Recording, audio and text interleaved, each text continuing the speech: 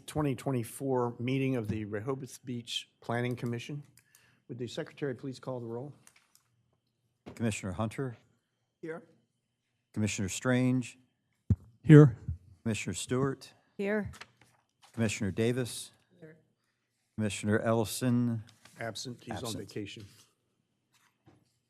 Commissioner Stockdale, Same. also absent. Myself, Commissioner Dewey, Commissioner Gay, Here. and Commissioner Bryan. Here. Good, we have a quorum. Ms. Womack, could you please let us know about notification, postings, and what you did? The agenda was posted in City Hall and on the city portal on July 31st. It was amended and reposted on August 2nd, August 5th.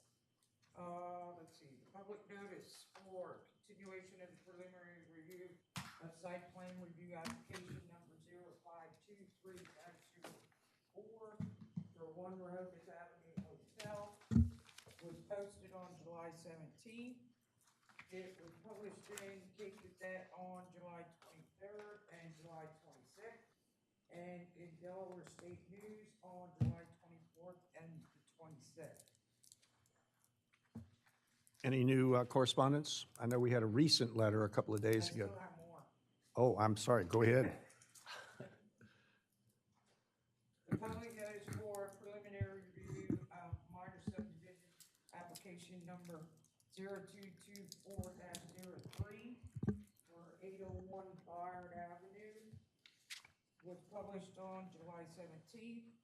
It was published in the Cape Gazette on July 23rd and July 26th, and in Delaware State News on July 24th and 26th. Mailings to the subject properties and properties within 200 feet were done, and signage was posted on the property.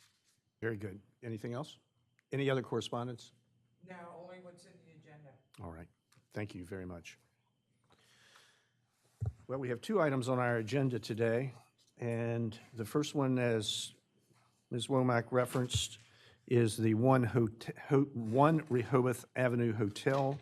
It is a continuation of a preliminary review of site plan review. A preliminary review of a site plan are for the purposes of receiving preliminary input from city officials, nearby property owners, and the public, and to determine whether additional information is needed from the applicant or others, and whether there are legal or factual issues that need further clarification prior to final action by the Planning Commission at a subsequent meeting. That's City Code Section 236-32G. Mr. Robertson, I believe you're counsel for both of the matters on our agenda today. I am, yes. All right, before we get started, I just, we have a hard stop at 4:30. And so we will have to stop at some point unless your presentation is quite brief, which would be interesting. Here it is. Congratulations. Thank you. We'll go ahead and vote. So at some point, we'll need to stop the first matter and start the second, just so you're aware of that. Yeah, no, I understand. And just so you all know, since this is a preliminary review, not a preliminary hearing, I'm not going to go through, for example, all the comp plan requirements. I mean, to me, that's something that's more applicable to the hearing. I mean, and I think they're pretty self-explanatory.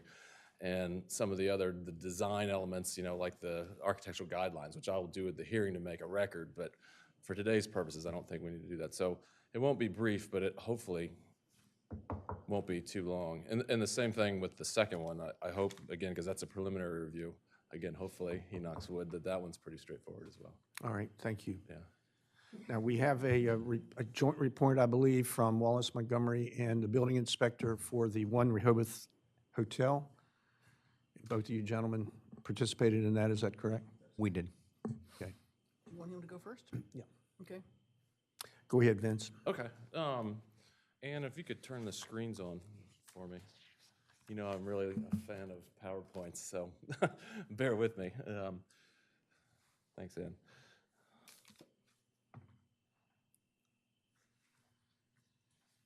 There we go. So again, this is 1 Rehoboth Avenue, LLC. It's the so-called Grotto Hotel. And just by way of a little bit of background, I'm Vince Robertson, attorney with Parcel, Yerk, and Swayze, representing the applicant. I want to introduce some of the folks that are here today that are involved in the project. We have Jeff Gosnier in the back, who's the president of Grottos. We have Steven Silver, who's over on this side, and also his son Jonathan Silver of the Onyx Group. They're the principals of the Onyx Group, which is part of the financial backing for this project. We also have Jim Bradley right next to Steven, who's the vice president of construction for the Onyx Group. Next, we have Wally Funk, who's right here in the front, who I think you met maybe last time around. Just a little bit of background on Wally. He's with NOR, which is an architectural group out of Chicago. Wally has 30 years of experience specializing in hospitality, residential, governmental, education, retail, and transportation projects, and he's led and managed hotel projects at both regional and national levels. We also have Greg Rochelle, who's right next to Wally. He's an architect, or landscape architect, civil site division manager at Pannoni, and he also has 25 years experience working in the site design and civil engineering industry. He does a lot of work with permitting and assistance before state and local agencies, and also does general on-call consultation for various municipal clients.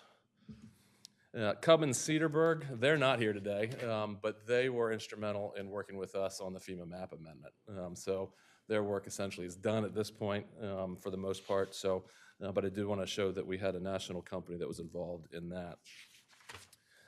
We have Megan McDonough from GTA, Geotechnical Associates, and she is a professional engineer. She's responsible for managing the geotechnical department and construction observation and testing staff of GTA's Newcastle, Delaware location.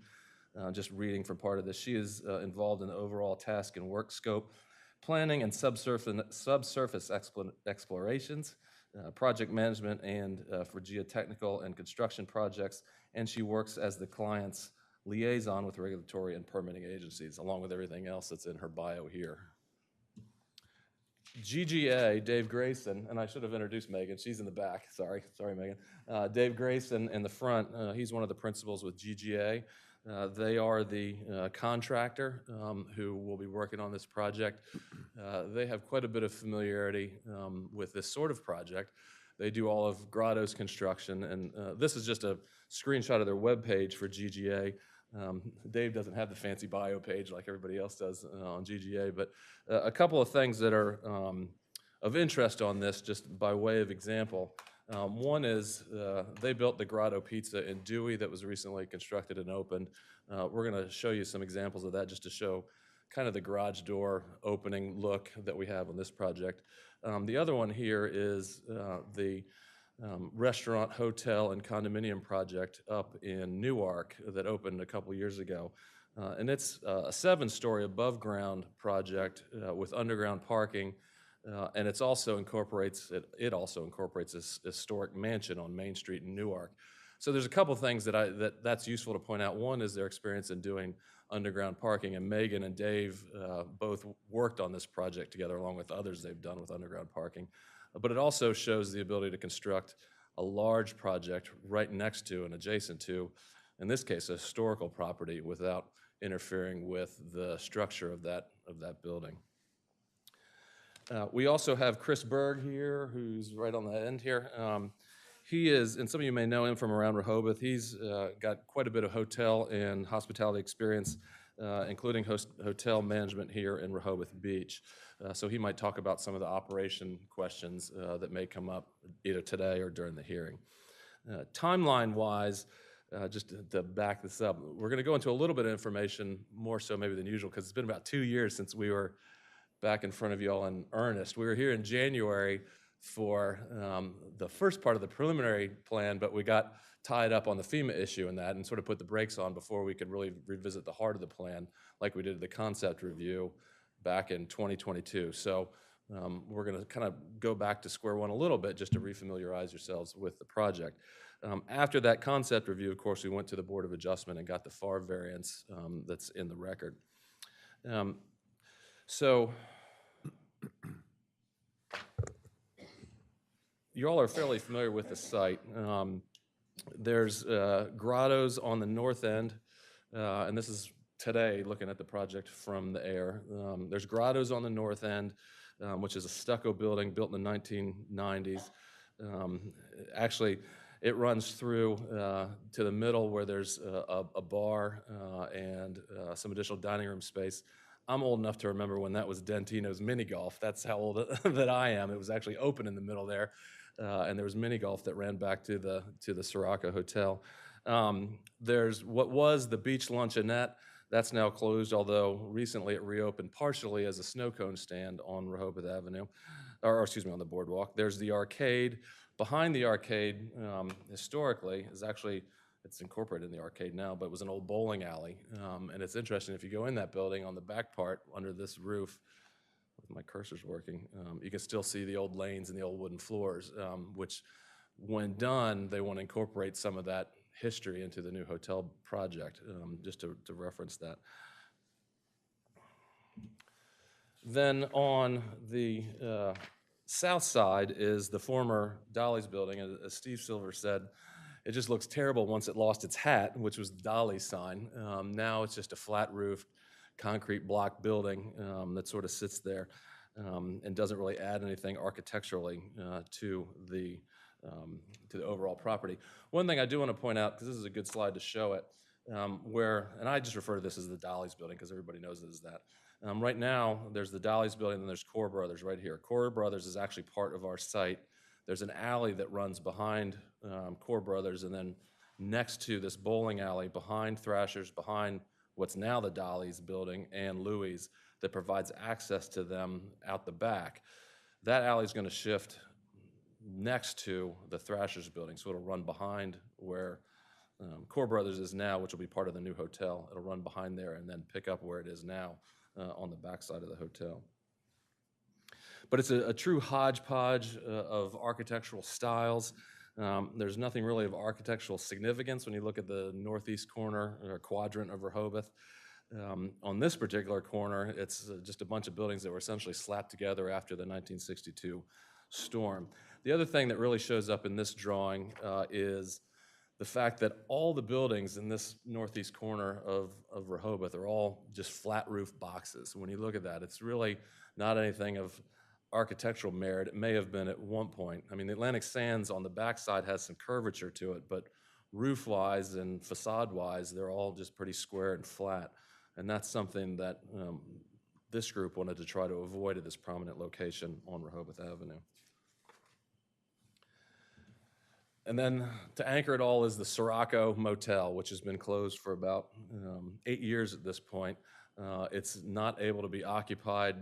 It's been owned by Grottos for quite some time while they've been, devising the plans to go forward. And of course, in that time, they also acquired with Onyx the Dolly's property, so that they could have the whole property from Rehoboth Avenue to Baltimore Avenue. And that really enabled them to get a lot more flexible with their design plans.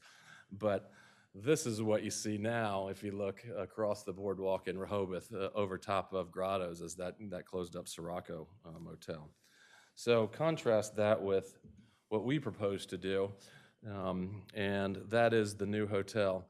I will say that this picture kind of cracks me up a little bit because it shows fireworks, and you will never see, 72 people on the boardwalk at any time when there's fireworks at Rehoboth Beach. But at the same time, you get an idea what the hotel will look like, and hopefully recognize that it's attractive on that corner. It's 60 rooms. That's the smallest hotel, or it will be the smallest hotel on the boardwalk. For comparison's sake, it's about the same size as the Hotel Rehoboth on Rehoboth Avenue, the yellow one that we're all familiar with, just room-wise, size-wise. And the other thing is that it enables Grottos, since Dolly's is gone, and that was sort of a landmark on that corner. Grottos is certainly an anchor business in Rehoboth. It enables Grottos to relocate to the corner of Rehoboth Avenue and the boardwalk, to that really prominent location. This also shows, too, some of the design elements that went into it.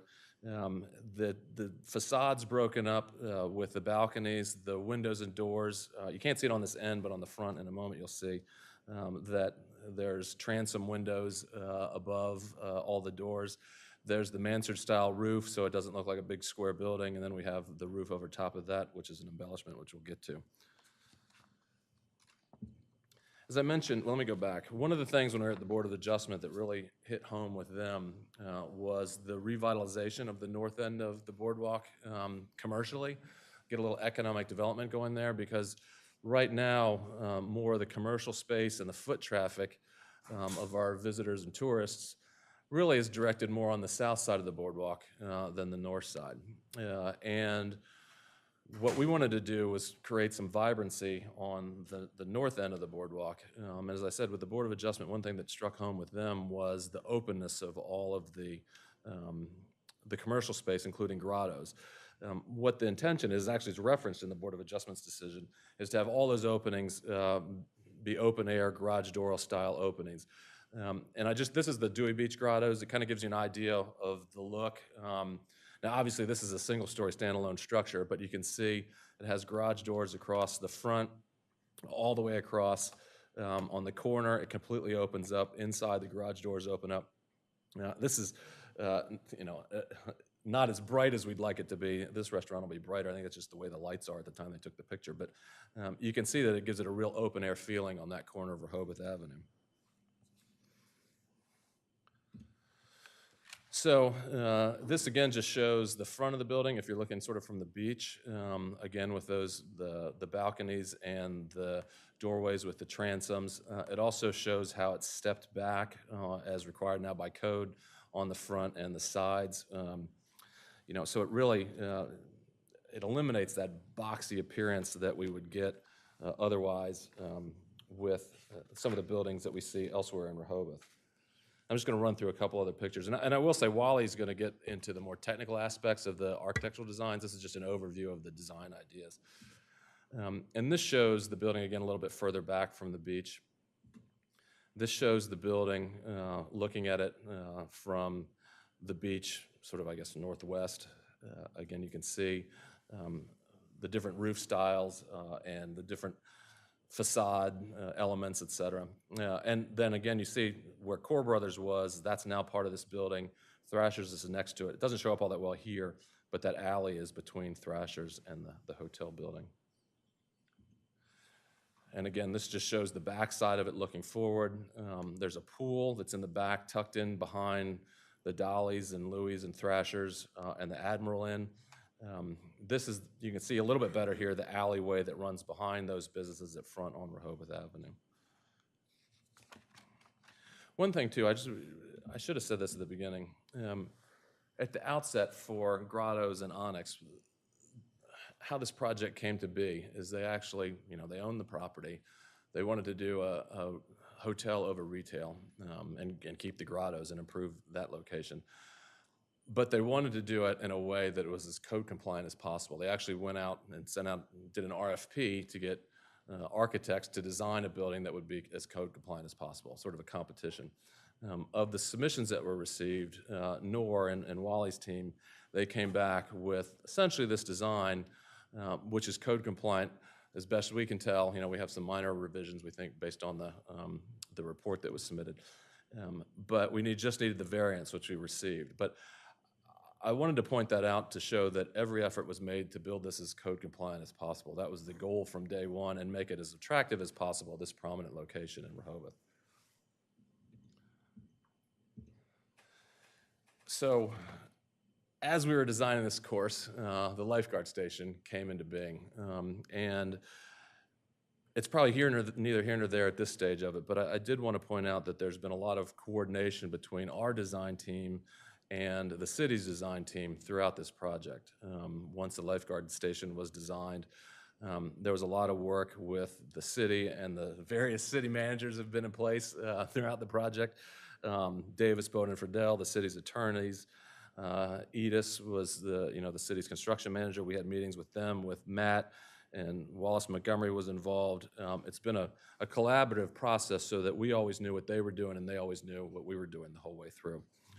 The other thing I wanted to point out, which really shows up well on this picture, is as a result of this project, there's going to be a lot more light and air and openness on Baltimore Avenue, looking out towards the beach. I mean, obviously, the lifeguard station's a bigger building that's there now. I mean, and that it is what it is. But this really gives you a good understanding of the comparison between the old code, where you have the Atlantic sands built right to the property line and the sidewalk, and the new code, which requires the setback on floors 2 and above.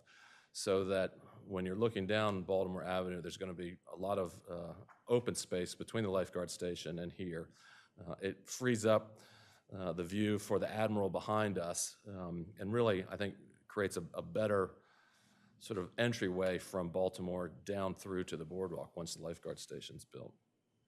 The other thing that I think will be a benefit to the lifeguard station is that on the front of it, there's sort of an observation post out here, and there's the same setback that exists across the front of the new hotel. So the lifeguards on this side particularly, the Atlantic Sand sticks out over here, but on this side, they'll be able to look all the way down the boardwalk as far as they can see, whereas right now, Grotto's and its cupola and the Dolly's building and everything else are built right to the property lines.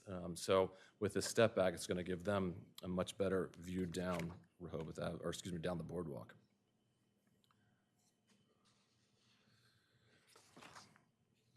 So as I mentioned, the building and the size and scale of it's consistent with what's on the northeast.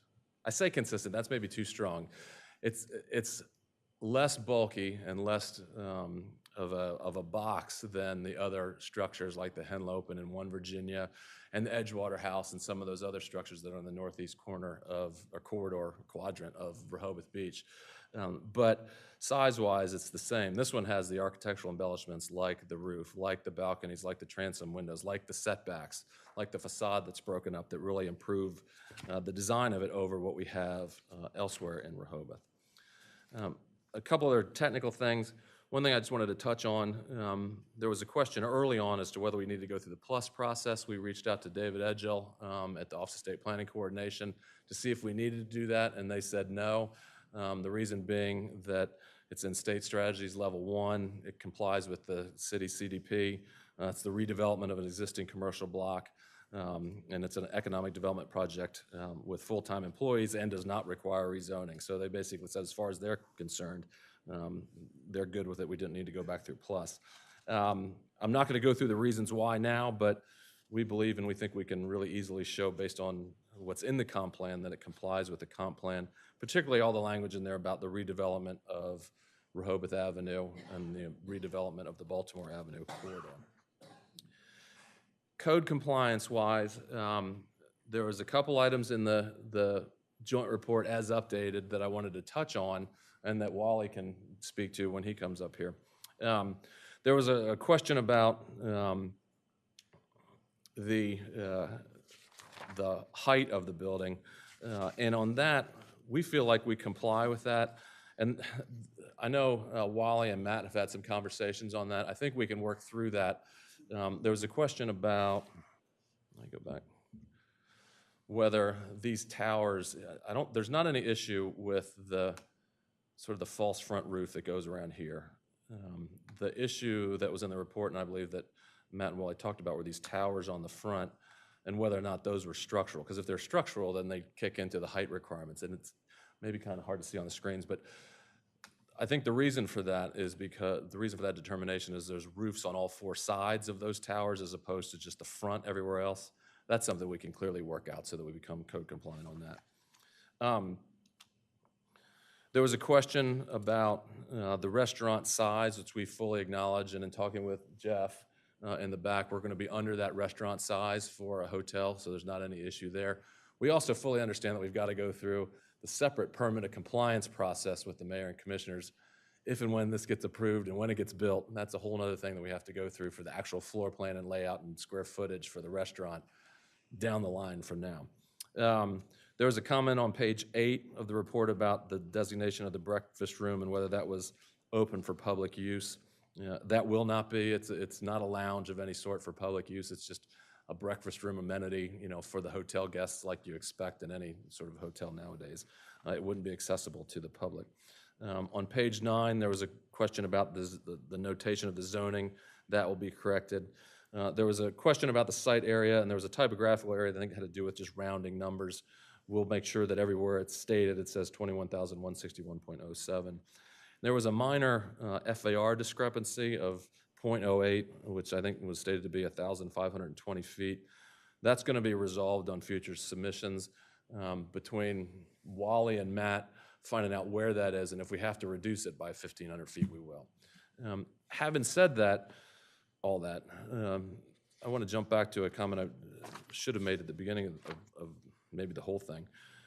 Mr. Mehta and I had talked about whether we were submitting new plans for today. We submitted the updated site plan, the survey, just to reflect that map change. What we didn't want to do was submit all new architectural plans that address some of these things. And that was a conscious decision on our part. One, because they're minor, we think. And the second thing is if we had done that, it would have reset the plan review process. We'd have been in a hamster wheel. What we prefer to do is hear from you all today. If there's any changes we need to make those, resubmit for the hearing. It just seemed like that was a better use of everybody's time and resources, and not have multiple plans that just confuse folks what plans we're using, and then multiple revisions to site plan review reports and everything else. So that's why we're stating, for example, that we're going to address all these items. We know we have to do it. We just didn't want to do it before today because it seems like we would just end up with multiple sets of plans and extra work for everybody. So with that, what I'd like to do is turn it over to Wally. And Wally, if you want to come on up, and he's going to go through the plans for you all this afternoon. Yeah, let me get you squared away.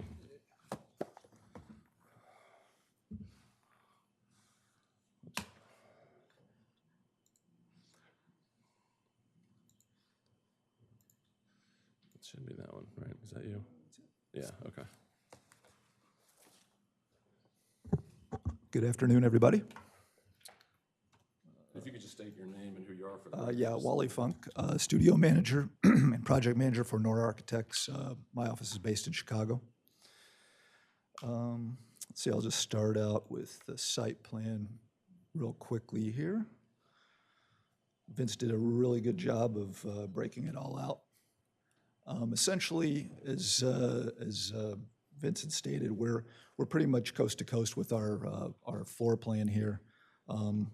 The only exception being the alley that runs along the west side. You might need to speak right into the microphone. okay, So sure. there are people watching on video. Yeah, I got you.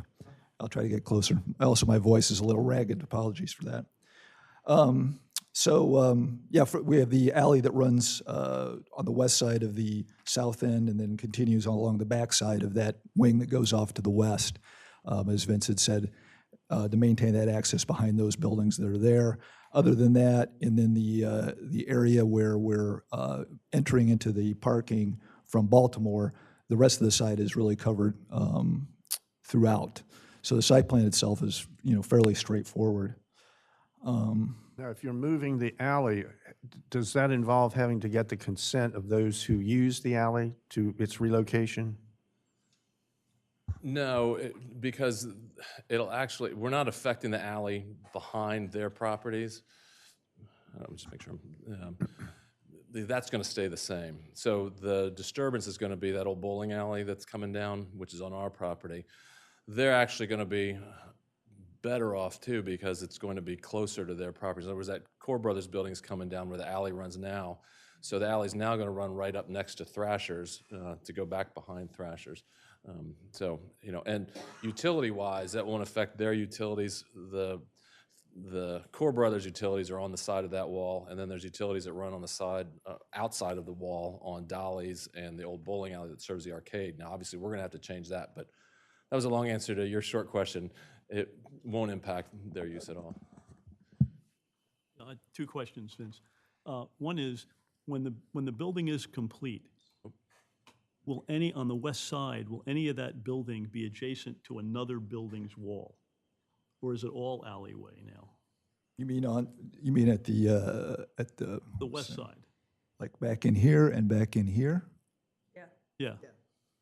The proximity is going to be close to some buildings back there, yeah. So we'd have to definitely take care of any sort of fire division ratings for that, absolutely. As far as the, and Well, I it's, mean, you have the right to go to the building line. So Correct. what I'm really saying is, are you going to the building line? yes, absolutely, right. Okay. Yeah, And we're I'm going all the way to the property line, which, obviously has its own requirements, code specific, to that, even if it's not adjacent to a building. So we would address all Other those. questions I'll ask later that are more relevant. But- Yeah. And the other question is, because I couldn't tell from the original plat, where is the physical end of Baltimore now end when we had to meet with regard to the elimination of a section of the street? Where does the street actually end? So this is the area of the lifeguard station as it sits now. And I think, Greg, you could probably speak to this a little bit. Yeah. Oh, you mean in comparison? I got you. Actually, you can see it on here. It's on the. Use the cursor. yourself too for the record. Greg Rischel, Pannoni Associates. The end of, no, I'm moving the mouse around on here. Oh, there it is. Okay, it's a little tricky. I'm going to do it on here. Right. Can I zoom in on this? There you go. The end of Baltimore, you can see it. It's in light gray here. Let's see if I can use a highlighter or draw. Right here. Whoop, I'm sorry, it's not straight. That's the end. That can't be right. That's not right. That's in the middle of the building. Yeah. Well, Well, that's the. that's where it was before the lifeguard station began. You're asking where is it? Where is it now? Yes, the street was The street abandoned. was abandoned, and where is the abandonment line? There it is, okay. Yeah, right. Sorry, I So misunderstood. it's that jagged line? Yeah, remember because of the parking, the ADA parking? Holy crap. Sorry, I drew on your drawing. That's my drawing. That's your drawing. It's my drawing. I'm allowed to draw on it. Okay. How much frontage on Baltimore Avenue is now left for your building? Well, So it's basically the shade, yeah. It's basically the shaded area right there, which would be the access to the And how many parking. feet is It's that? 24 feet, give or take. 24 feet. Correct. And similarly, on Rehoboth Avenue, the end of Rehoboth Avenue has been converted by the city into a pedestrian plaza with bandstand and, benches and so forth. How much frontage is on Rehoboth Avenue that's accessible to automobiles? Oh, we don't have any access for automobiles on Rehoboth at all. Nothing accessible, Let me back up. street level? The question is, there's no vehicular access to this property from Rehoboth Avenue, but we do have frontage on the Rehoboth Avenue right-of-way. But how much of that right-of-way is now taken up by the plaza and benches and public pedestrian area on the east end of Rehoboth Avenue? I don't know, but I don't think that matters, because then you could say that every sidewalk blocks the right-of-way too anywhere in Rehoboth, I mean, so that's part of the Rehoboth Avenue right-of-way. That's an abandoned street. I don't know whether it was, I don't know when it was officially abandoned, but that's an abandoned street. Which part of which street are you talking about? Where the Rehoboth Avenue, where the pedestrian plaza was put in, when they redid Rehoboth Avenue. And we still Because have it all- used to go all the way up. Yeah, Right. I'll be honest, I'm not sure about that, because we still look at it as we have frontage on Rehoboth Avenue, but we also have the frontage on the boardwalk as well, so.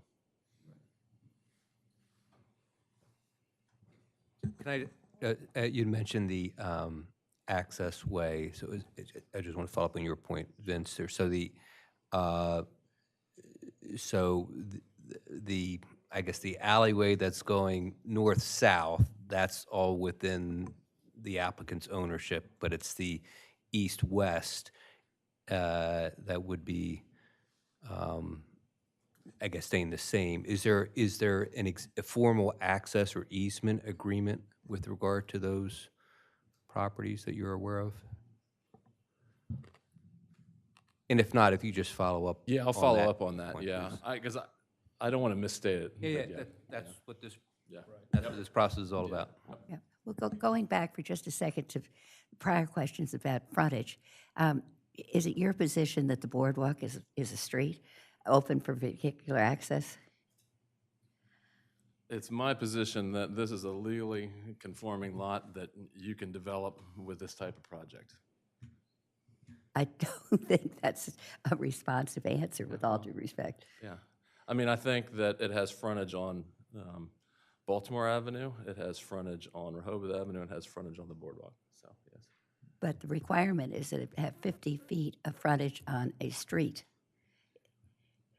That would be the requirement if we were trying to subdivide this property and create a new lot. However, in this case, this property's been in existence for umpteen years, you know, so if you're gonna go down that line, we would say, well, we're legally non-conforming because all the changes occurred after ownership to this property. Isn't it separate lots now? No, it's all one property. You consolidated the lots?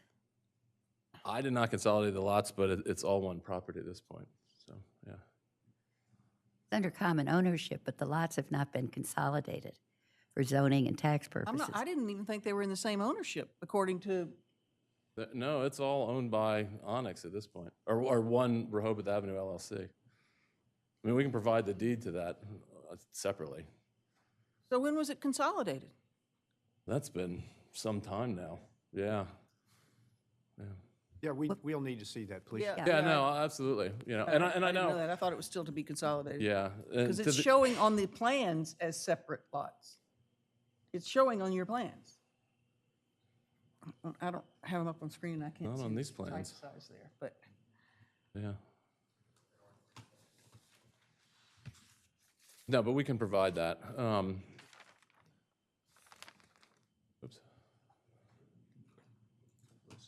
The other thing is that to the extent it needs to be consolidated, you know, the code says that we can all do that Right. as part of this Yeah, project, but- so, I mean. But that's where the need for the frontage comes in. Yeah. It's a new lot.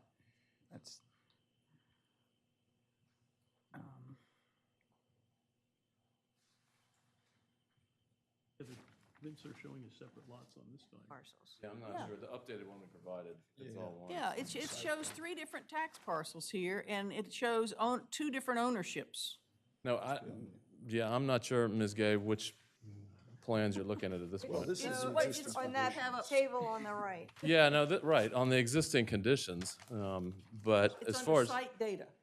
yeah, well, I will tell you that at this point, it's all one tax map and parcel number as far as Sussex County is concerned, and as far as I know, the city's signed off. The deed's been recorded, which would require Well, we the just city need to sign off on that. Paperwork for when it was consolidated. We need to see Okay. that, please. Yeah. And like I said, either way, we can do that as part of this process. So the date of this plan is May of '23, right? Can I say that? Yes, correct. Okay, so it was consolidated sometime after May of '23? Without looking at the deed, I don't want to speak to that because I don't know when Okay. the data was pulled. Obviously, the dates speak for themselves on this site. I'm not trying to mince words. I just Yeah, don't no, want to no. say, yes, it was, you know, and the deed was recorded 2 days before this was signed or whatever. But That's fine. right now, it's all one property, so. Because this is the existing conditions that were in place with the Sirocco Hotel and with the grottos on the north end and the Dolly's building and everything else. So, you know, obviously, since then, it's become all one property. Can I, And we'll provide that, I mean. Okay. can I go back to my original question, which I want to make sure I understand? Is the jagged line, Mike, if you would speak closer to the oh, I'm sorry. microphone. The jagged line on the other diagram with regard to the Baltimore Avenue Street, Oh, yes, right. yeah, that represents the new ending of that street. It's a rather unusual Correct. configuration. Yeah, that was the information we received from the lifeguard drawings, correct. Okay. Dotted in here. So I'm assuming that's the street of record then. Right, correct. I would assume Okay. so. Well,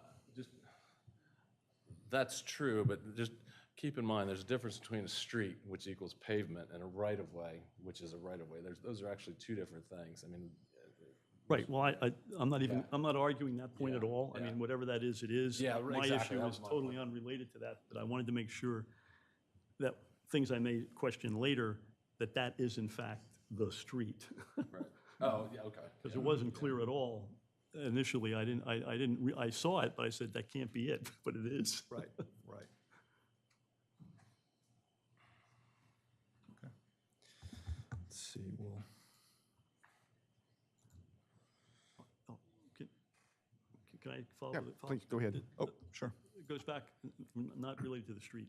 Okay, But we were talking earlier about the foundation that abuts other property, and some of it's an alleyway, is from the drawings that I saw, the architectural drawings, which are very vague, obviously, because it's very premature. right. It appeared that you're assuming these are going to be 12-inch thick walls. Yeah, I mean, that's what we're aiming at this point, correct? Because obviously, and I'll get into this later, the nature of where you're putting this facility and the depth it's going and the water table, and that has a whole series of engineering implications, which is very premature, but very serious because, in fact, at least from my assessment, it may have impacts that aren't reflected in the current drawings. Right. Well, we understand that. I mean, absolutely. You know, It may impact some of the physicality of what you've designed, and that's my concern as an engineer. right. No, I understand. Yeah. Is there any other questions on this plan specifically, or? Anyone else? All right, sir. Okay. Just run through.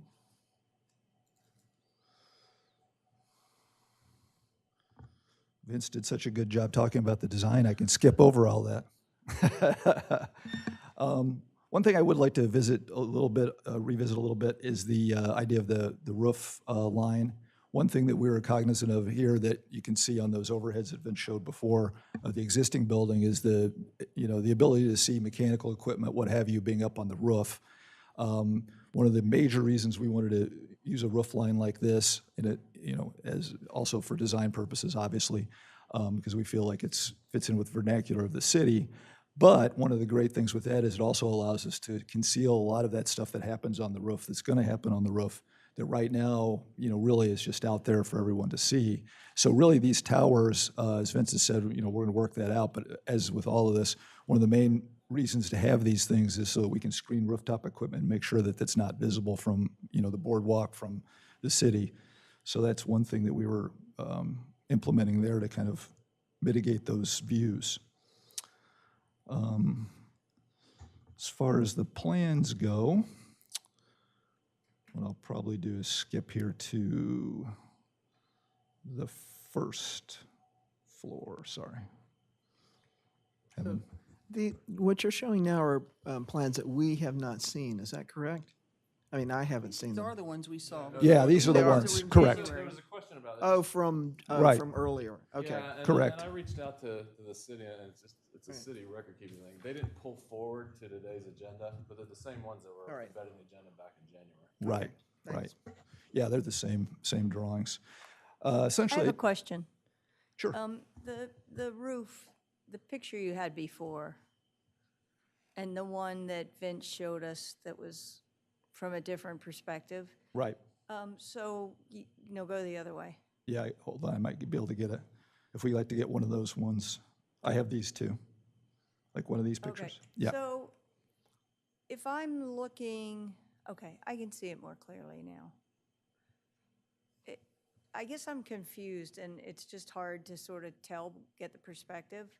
So is the front, the boardwalk, the part that fronts the boardwalk, is that sort of higher, and then behind that it's lower? correct, exactly. So essentially, these are what amounts to false walls at the top, parapet walls above the roof line. So it serves as a screening element, really, and a design element, obviously, but it's a nice way to treat that so that you don't have views of any equipment that occurs on the roof. And yeah, it's essentially a false element in some ways because it's not structural. It's aesthetic to, eliminate any sort of views of that mechanical, whatever equipment that occurs on the roof, penetrations. And that is, with that included, it's 50 feet? Correct, yes, right. And that would be the embellishment aspect of it. The actual roof line is down at the 42. And that, occurs, down in this area right here in the picture. Can I ask a question of the chair? Yes, sir. I know that Vince has several people that want to talk. We also have a report in our, Yeah. have a report in our possession from the building inspector. And I generated my question list based on the building inspector's report, but we're now getting sort of bits and pieces. When's it appropriate to go through the list, or should we I'm wait? struggling with that. Yeah, because this plan, the building inspector's report is based on this plan. They have confirmed that. So I think we ought to, Ask questions ask as the questions. topics come yeah. up. In that case, Okay. I have a Right, question. pull the mic Yeah. close to you. It can move. It can move. I do the same thing. I always do these in type fashion to help me remember, and I can give you a copy of this, Vince, when I'm finished, if it's helpful. But I have, Can I ask a question about the screening, if you could explain it to me with the towers? The piece that you pulled up when Commissioner Stewart was asking questions, I'm trying to figure out how, are there items that are screened? I mean, it looks to me like kind of a solid wall or a solid roof. So I'm trying to figure out what the, So probably what's being screened. So probably the better plan to look at, because that doesn't show, the reality of what equipment might happen up there. We obviously don't know exactly what it is. We can just base it on past experience. But this plan, I think, shows a little better. There will be most likely, condensing equipment that occurs up there, exhaust fans that occur, roof access that occurs, mechanical unit that occurs, elevator overrun, which isn't in itself mechanical equipment, but it's something that we'd prefer to hide. So essentially, this front line in this plan is kind of where your towers and your roof element exists. And so from the street, any of this stuff, and some of these things can get quite large, 6 feet high, essentially. So from the street, you'll never see any of these things because you've got that false wall to, obscure the view. And this is based on what we believe that mechanical design will end up being in general. It wouldn't be obviously the exact locations, but what we do have the flexibility with is locating that in some areas where it would be, closer to the screen wall and would be invisible to somebody from the public.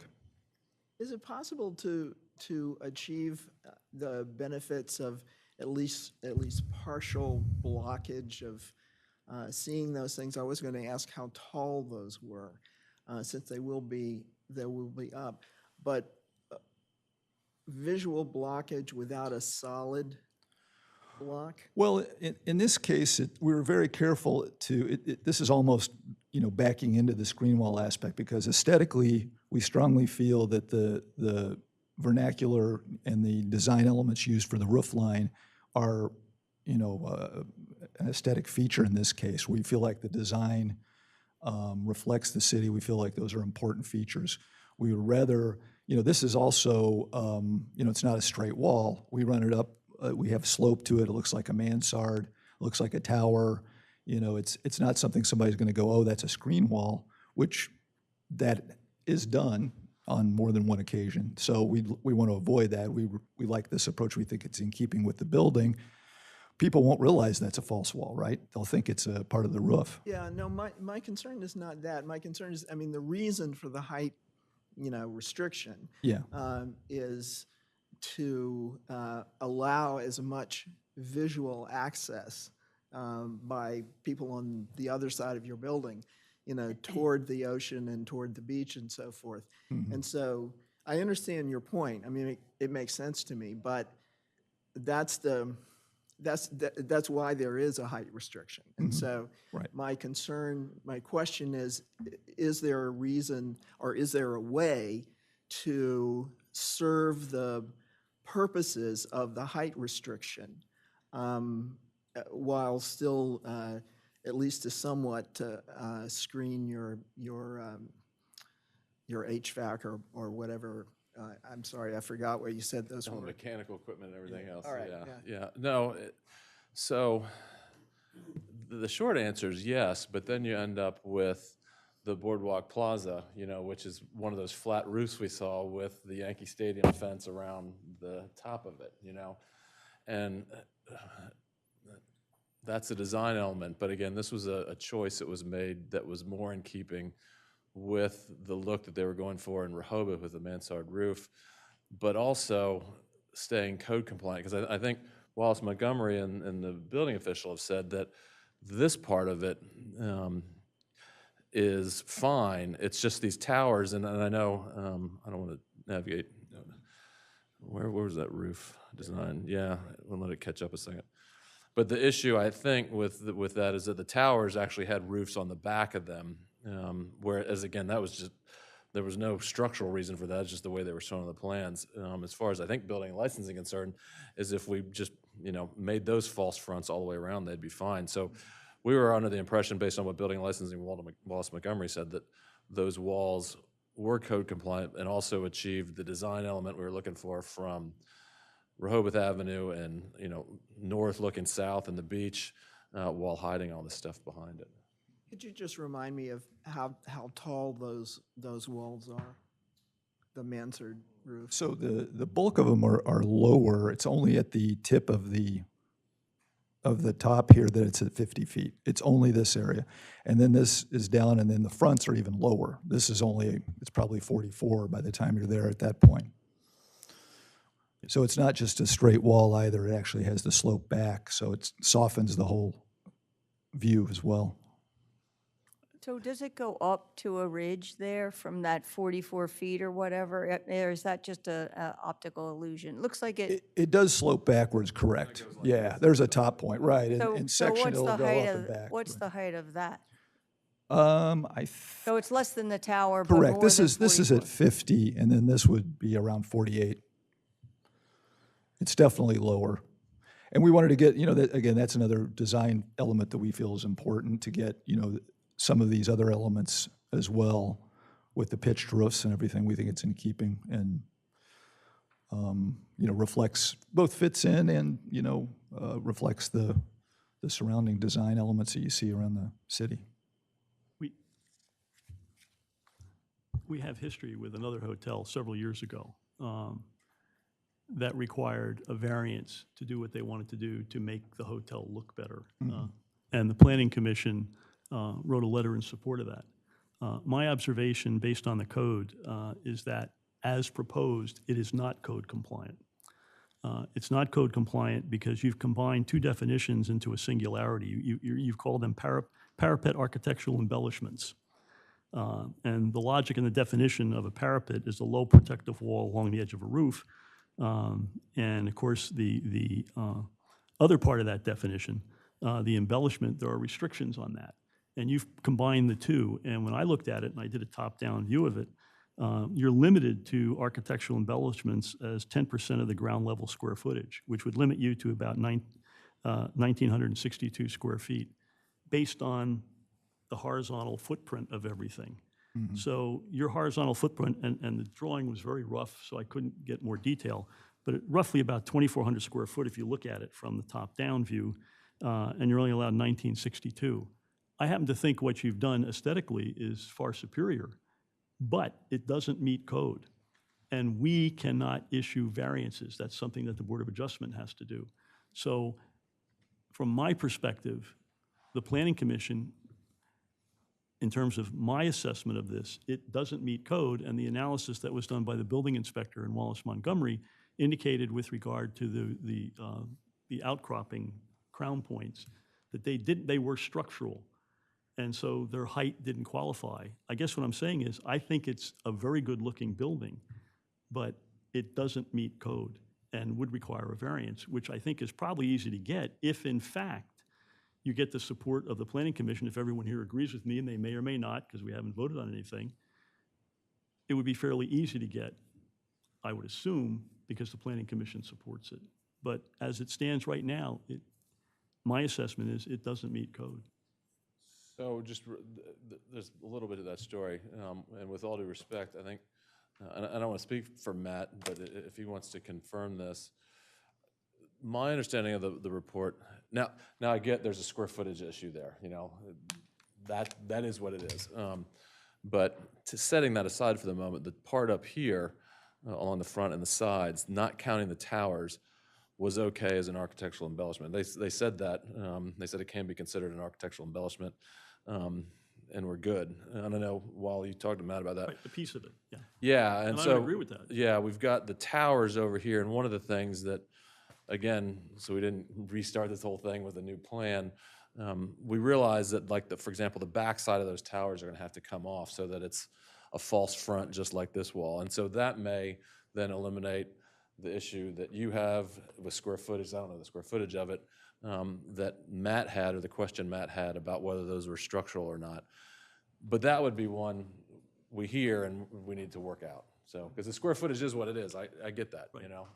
But you want to do it so that the desirability of what you're trying to achieve is maintained. Right. And I also don't want to go to the Board of Adjustment where, and I hear what you're saying, we have and I'm not saying this plan is it, but we have a plan that's compliant that Matt and Wallace Montgomery said is compliant. You all question, and then the Board of Adjustment says, well, wait a minute, the city says it's fine, why are you here, you know, and then it just sort of Well, I would nods. think Well, there are we'd probably get. There are things that Wallace Montgomery and Matt found in their report that are not. So that we've got several to deal with. So this is just one of them. And the other thing And we is, realize that, I mean, because that came up in the last iteration of the report Right. a week ago, so, yeah. and sort of procedurally, Mike, while I appreciate your enthusiasm, I think we have to be careful that the Planning Commission hasn't. Well, that's what I said. Okay, I took you to say we were all unanimous that Well, I we said love that, if. and it's, okay. It's purely Okay. if. It was just one planner's opinion. When you mention the square footage, are you talking about the 1,520 that's over is part of this issue? I didn't think so. No, that's the FAR, right? Because one question I have is, you seem to be brushing that off as though, well, that'll be easy to fix. Seems like a lot of square feet. How are you going to lop off 1,520 square feet? Just let me back up. The square footage I was talking about was the one that Mr. Strange was talking about in the height. Okay. That the aggregate of those structures don't exceed 10% Right, of the okay, village that's what I ground thought, floor area. okay. That's what I was talking about. Yeah. No, and I don't mean to, I'm not trying to brush that under the rug in terms of the FAR calculations. We fully know that.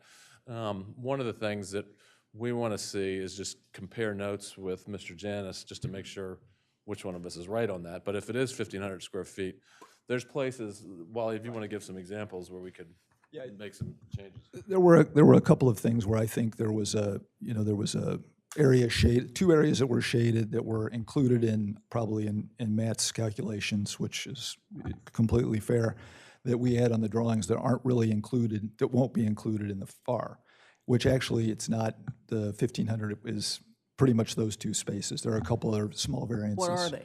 One is the pool deck area, where we have, in this area here, we had actually inadvertently shaded, there's an area right here next to the, what I'd say back of the house, where we didn't intend to include that as part of the pool deck because that's, a back of the house.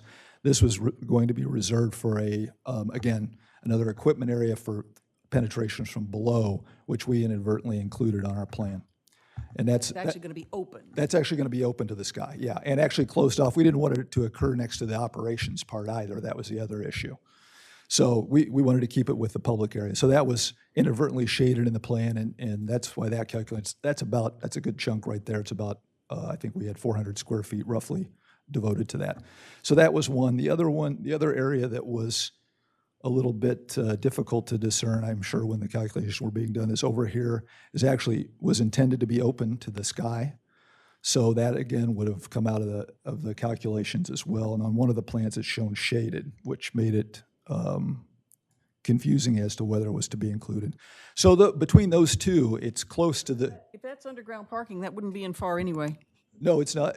Well, it's the entry area where you come in and go Oh, I down the see. ramp. Okay. Right. But it's open to the sky so we can get a little more headroom to get in is what it is, because that area is about 5 feet higher than the And boardwalk. Are you saying that it was shaded on one of the It was shaded on calculations? one. It shouldn't have? Yes, it was shaded on one of the plans, and it shouldn't have been.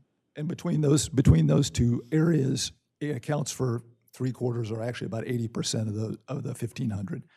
So the side views from Baltimore would show it as solid. Oh, I'm sorry. So the side, I keep doing that. The side view from Baltimore, which shows it as solid, isn't?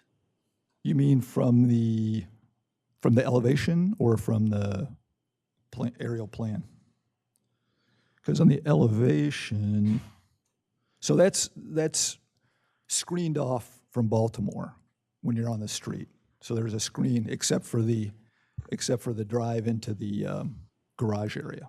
So it's open to the sky. Open to the sky, but screened off from the street, correct.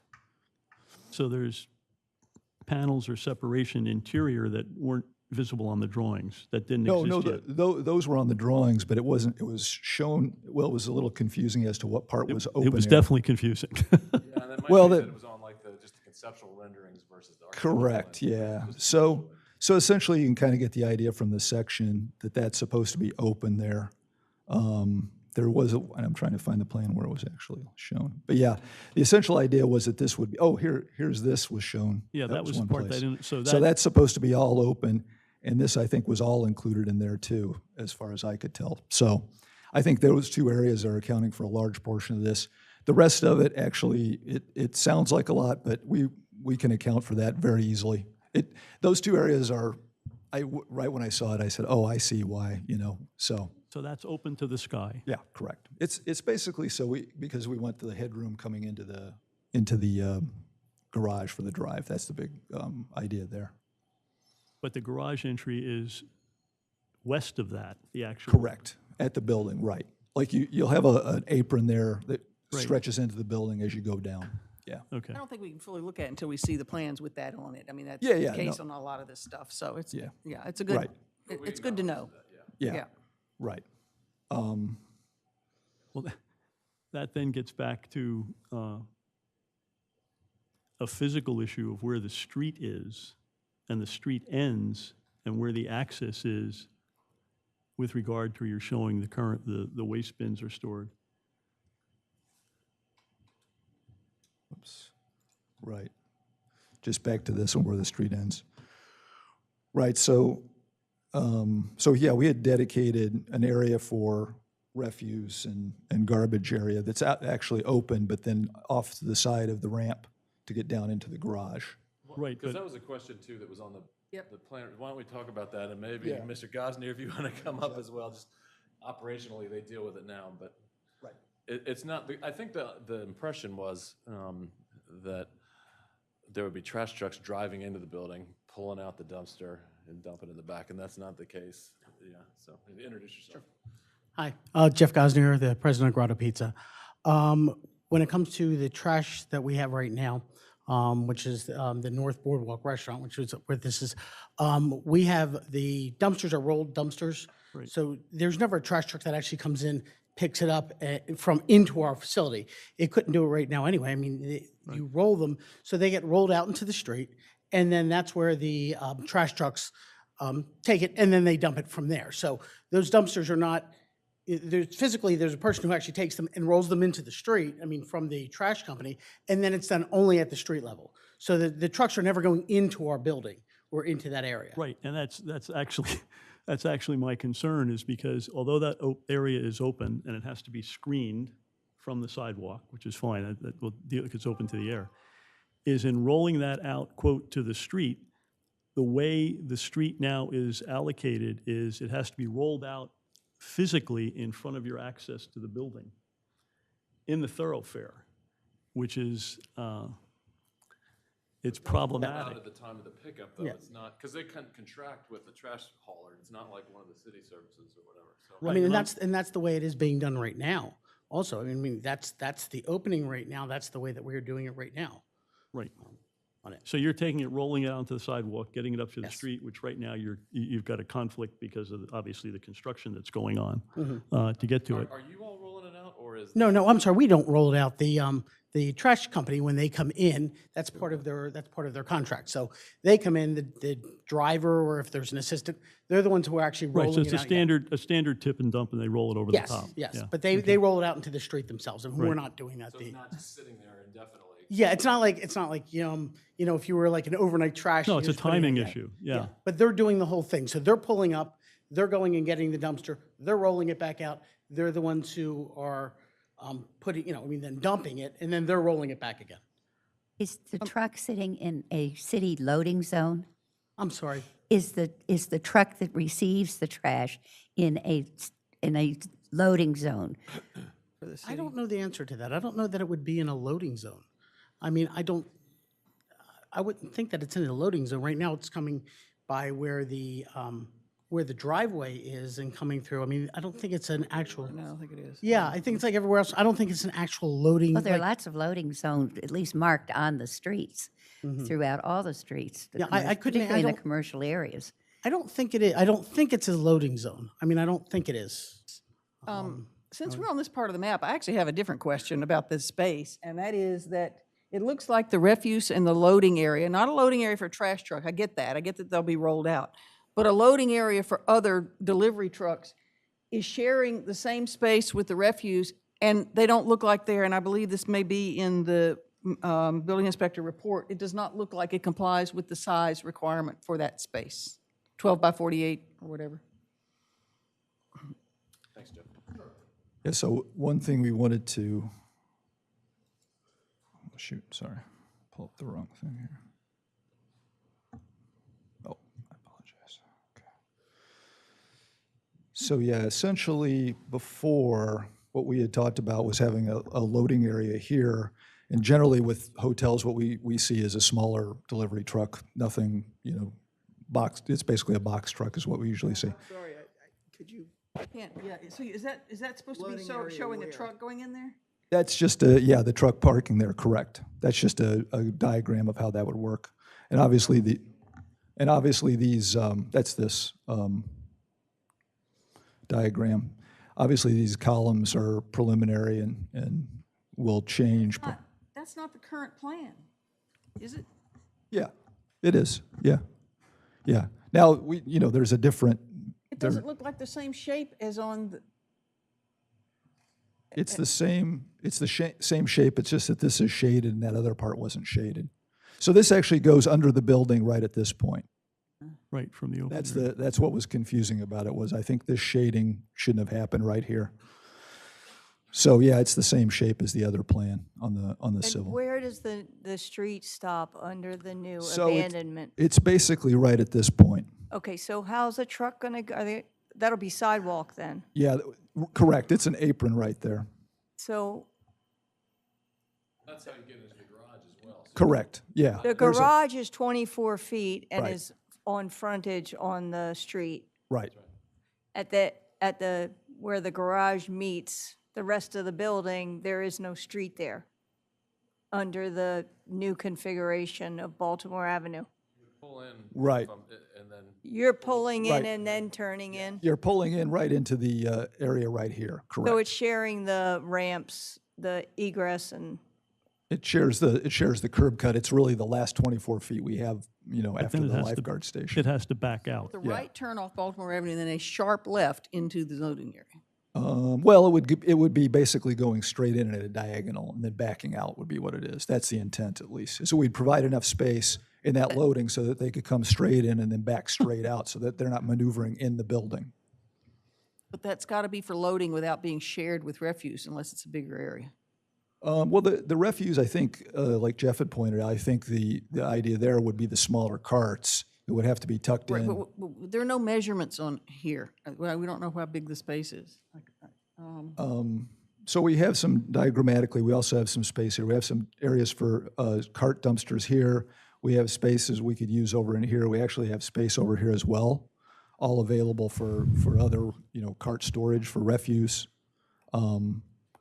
We've got space to accommodate all of that. Can And I ask, I mean, are you saying that certain trucks or certain size trucks, whatever, are going to back out? Did I hear that correctly? Yeah, our access would be that you would have to come into this, and again, we're talking smaller loading, not large semi-trailers or anything like that. But they would come, the intent would be they would pull in as minimally as they could just to get into the space and then be able to unload and then back out and Back out travel that way. across the sidewalk and into the street. Right, currently that's the way the plan shows it, correct? Right, and in order, I mean, if that drawing, if I'm reading it or seeing it correctly, the way it's set up, the truck would sort of back around and sort of a kind of U-turn backwards. it can't because the street stops. Yeah, When it comes out, it has to keep backing up. No, that's, until it gets- right, but in order to get there. You can't go that way. They have to, because of the limitations of the site from the lifeguard station development, we're down to basically 24 feet. So, we're limited on our access, so the option we have here is to, be able to back out and then make that turn. Obviously, the loading, the deliveries and so forth would have to be structured so as not to be done to interfere with any sort of pedestrian traffic as much as possible. I think it would have to be off hours and so forth. Where does the ramp down start to taper? It's just inside the building line. So it's, So you would come in, there's a certain transition, and then you start downward from there. so you're starting downward for there, yet the refuse and loading area is Right, also on the taper? It has to taper a little bit to make up that transition. Oy. Right, it's tight.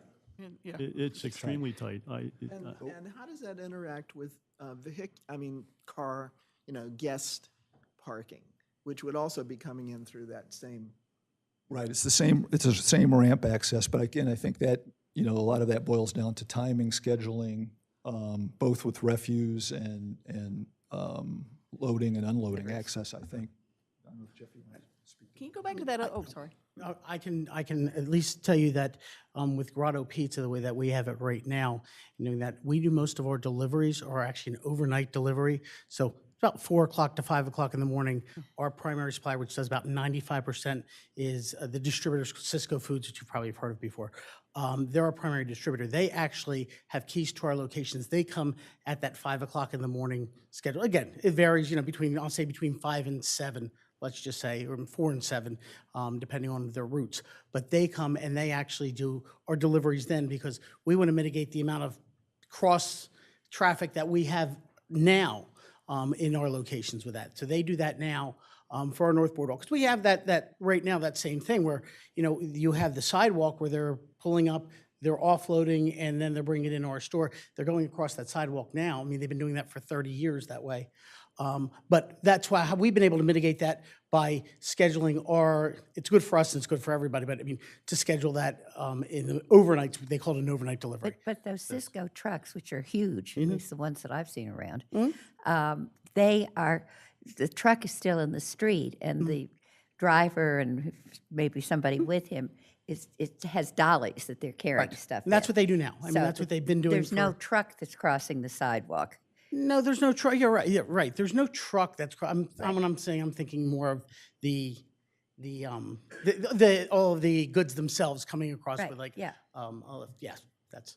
And how frequently do those deliveries happen? for your- Right now in Rehoboth, this year's a little different than some other years. I'll say when it's very busy, it's been 3 times a week. Right now, it's 2 times a week. And how many seats in your restaurant or? Right now, in fact, the new restaurant will actually be very similar to this one. I'm going to think about it. We have I'm going to give you a range. I think it's 130 to 141 seats. Okay, in that's there. fine. Yeah. That's a good enough range. Yeah, it's a range. And our new restaurant is going to be very similar size-wise Okay. in all of this to that. and what's, But, what, I'm sorry. sorry. I was going to say, but you are going to have, in addition to restaurant deliveries, hotel linens and Yes, yes. items for I your can't snack attest to that more than machines they and can, but I can give all you of from the that, restaurant, right. yeah. So this loading dock is for the hotel and all of the businesses, so the restaurant and all of the businesses? Because, Well, the loading, the loading area is only required for the hotel, as I understand it from the ordinance, yeah, that's correct? true, right. So I think, obviously, if Jeff could use it, we're not going to deny him. Okay, but all I right, mean, okay, but But I think for his operation, they may, I don't know, they may operate like that, so, but yeah.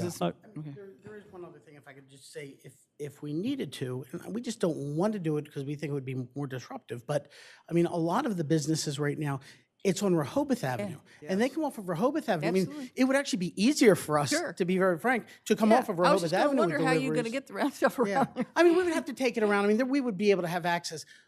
We were just, the way that we look at it is, that's not really, it's beneficial for us to do it that way.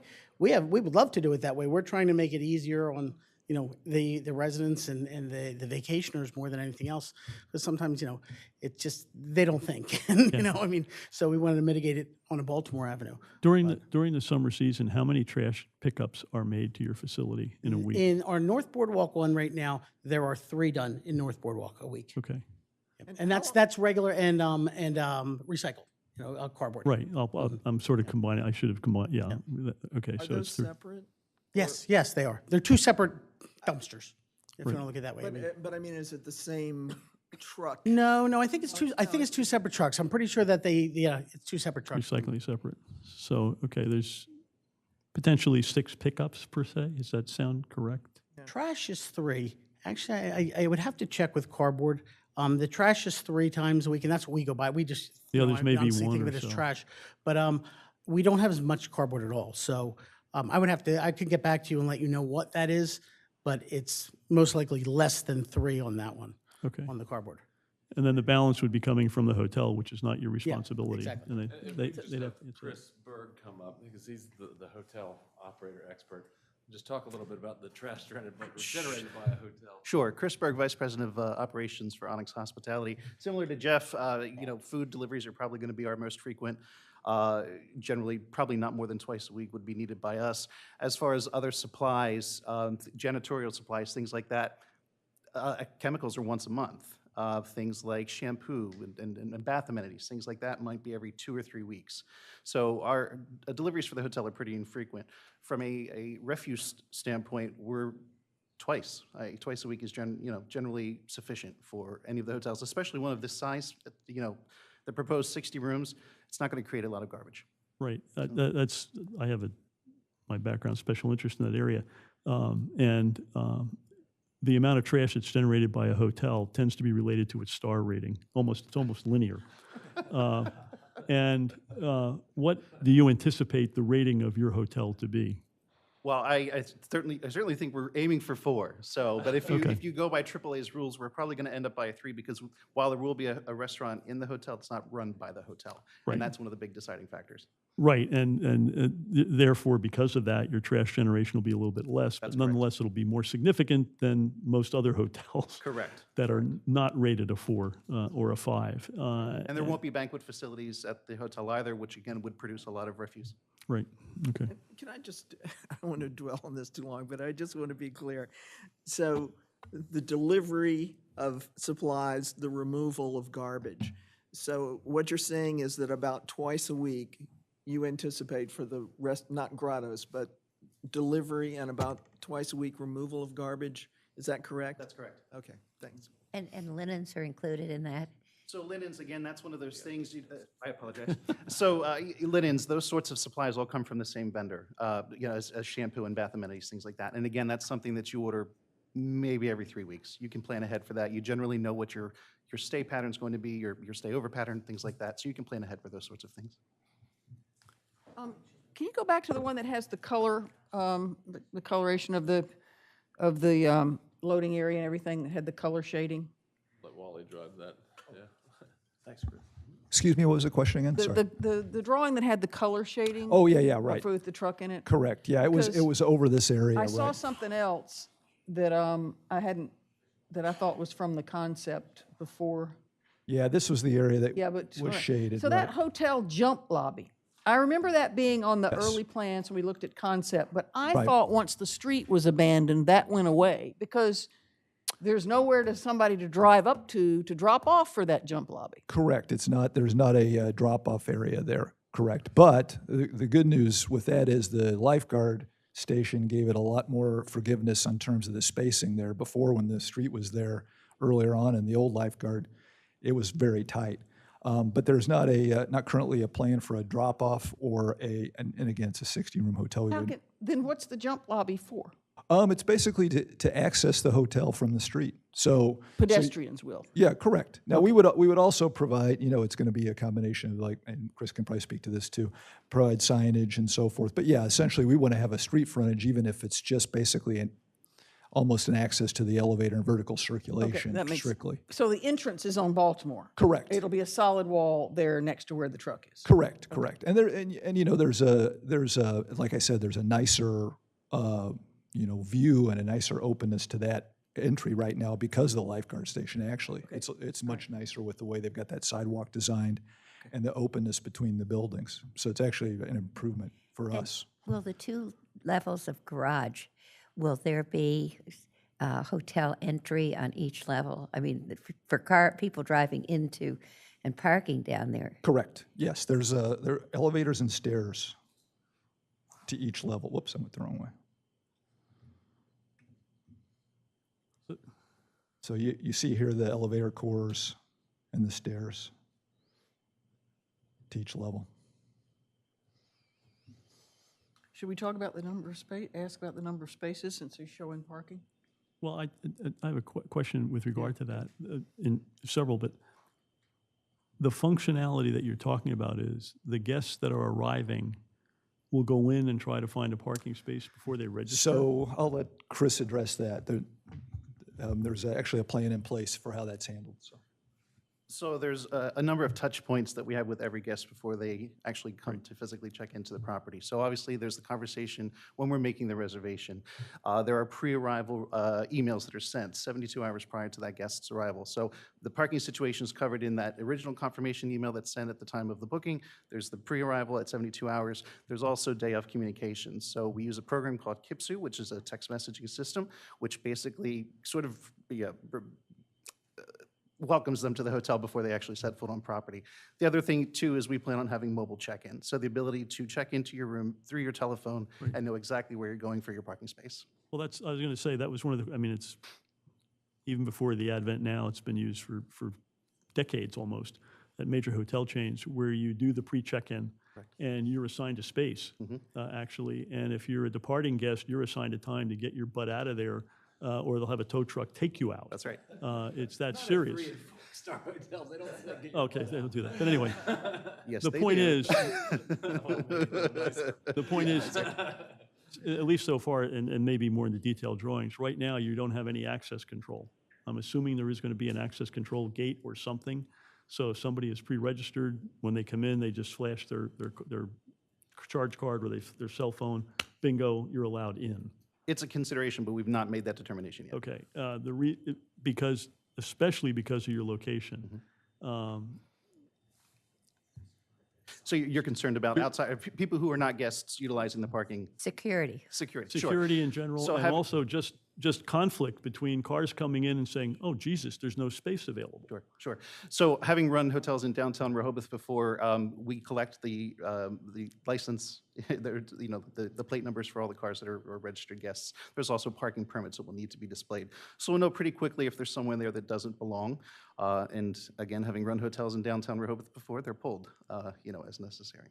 So those are pretty regular walks through the parking lot, as you can imagine, especially during the summer season. Yeah, I'm sorry. Since we're on parking, I signage. think, Susan, you were going to talk about this. Yeah, go ahead, finish. With regard to the actual spaces and the number of spaces, and there was some question that was in Matt's report, and I don't know if that's been totally resolved, is that notwithstanding the issue of the, quote, number of spaces and for a resident family, it appears that the actual number of all the spaces, 3 of them are only 8 foot 6 inches, which are not code compliant. On the drawing, it says 8 foot 6 inches in width. It has to be 9 feet. And they're on the right-hand side. I can't see on that drawing. It's 9 foot here. That's the typical space shown. Right, but on the other drawing, you're showing 3 spaces that are 8 foot 6. I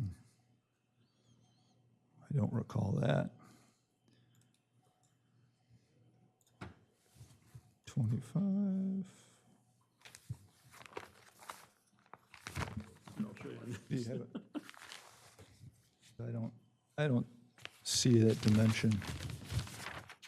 Maybe that, oh, you know what?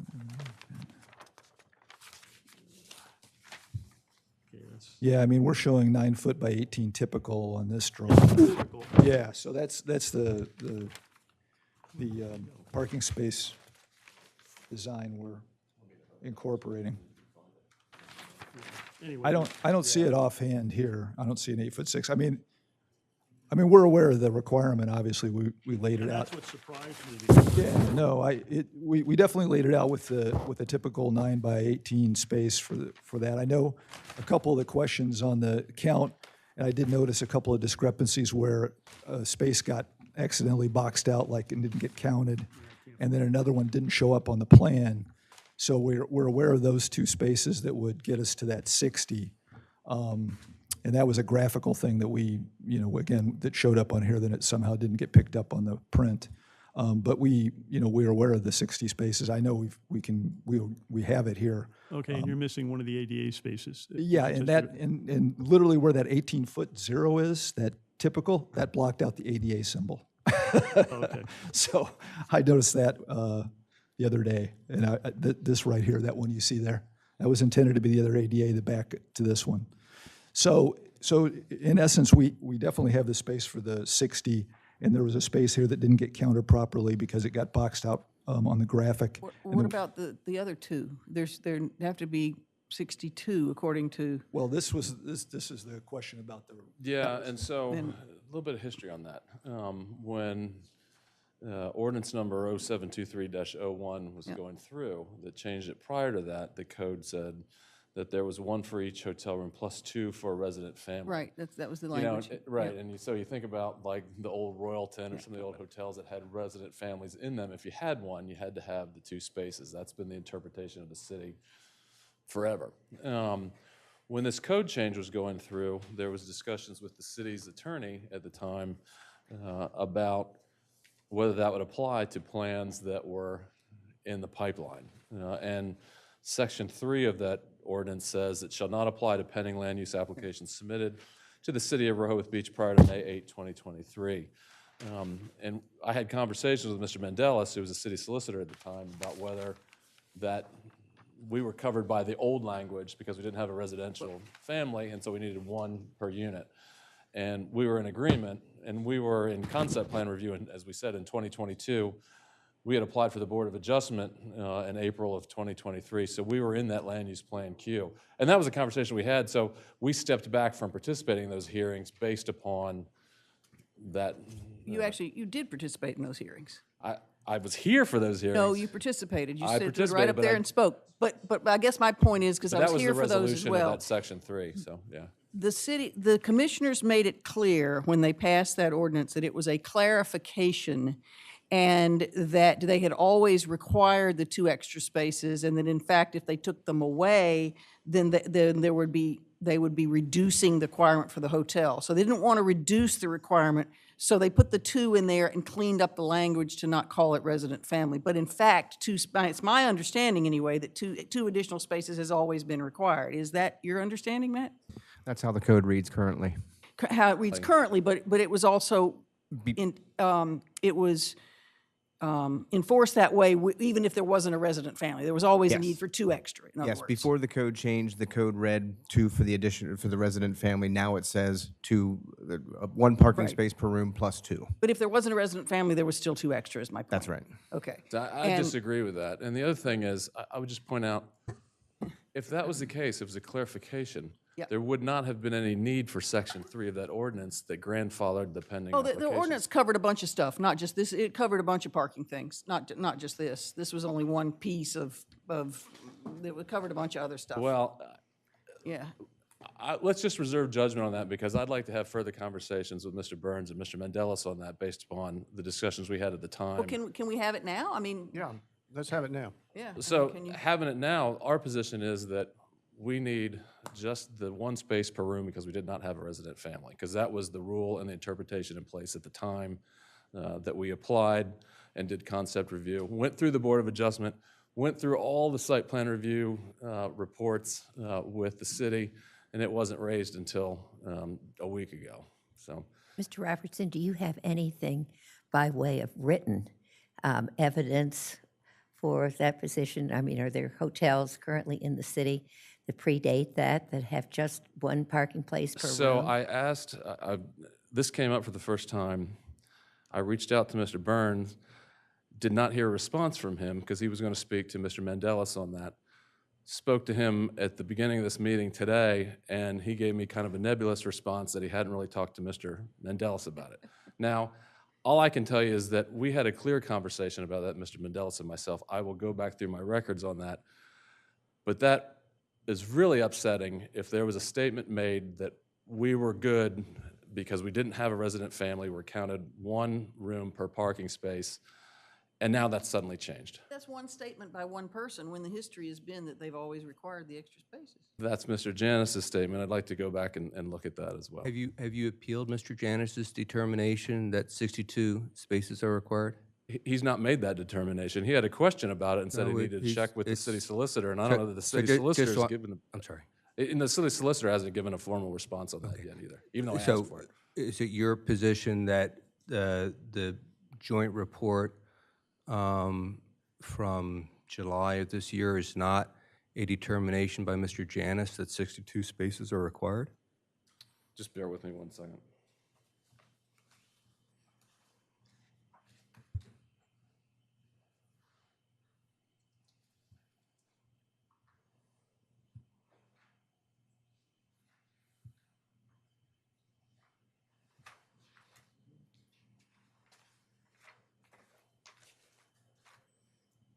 I'm just trying to find the spot in the report.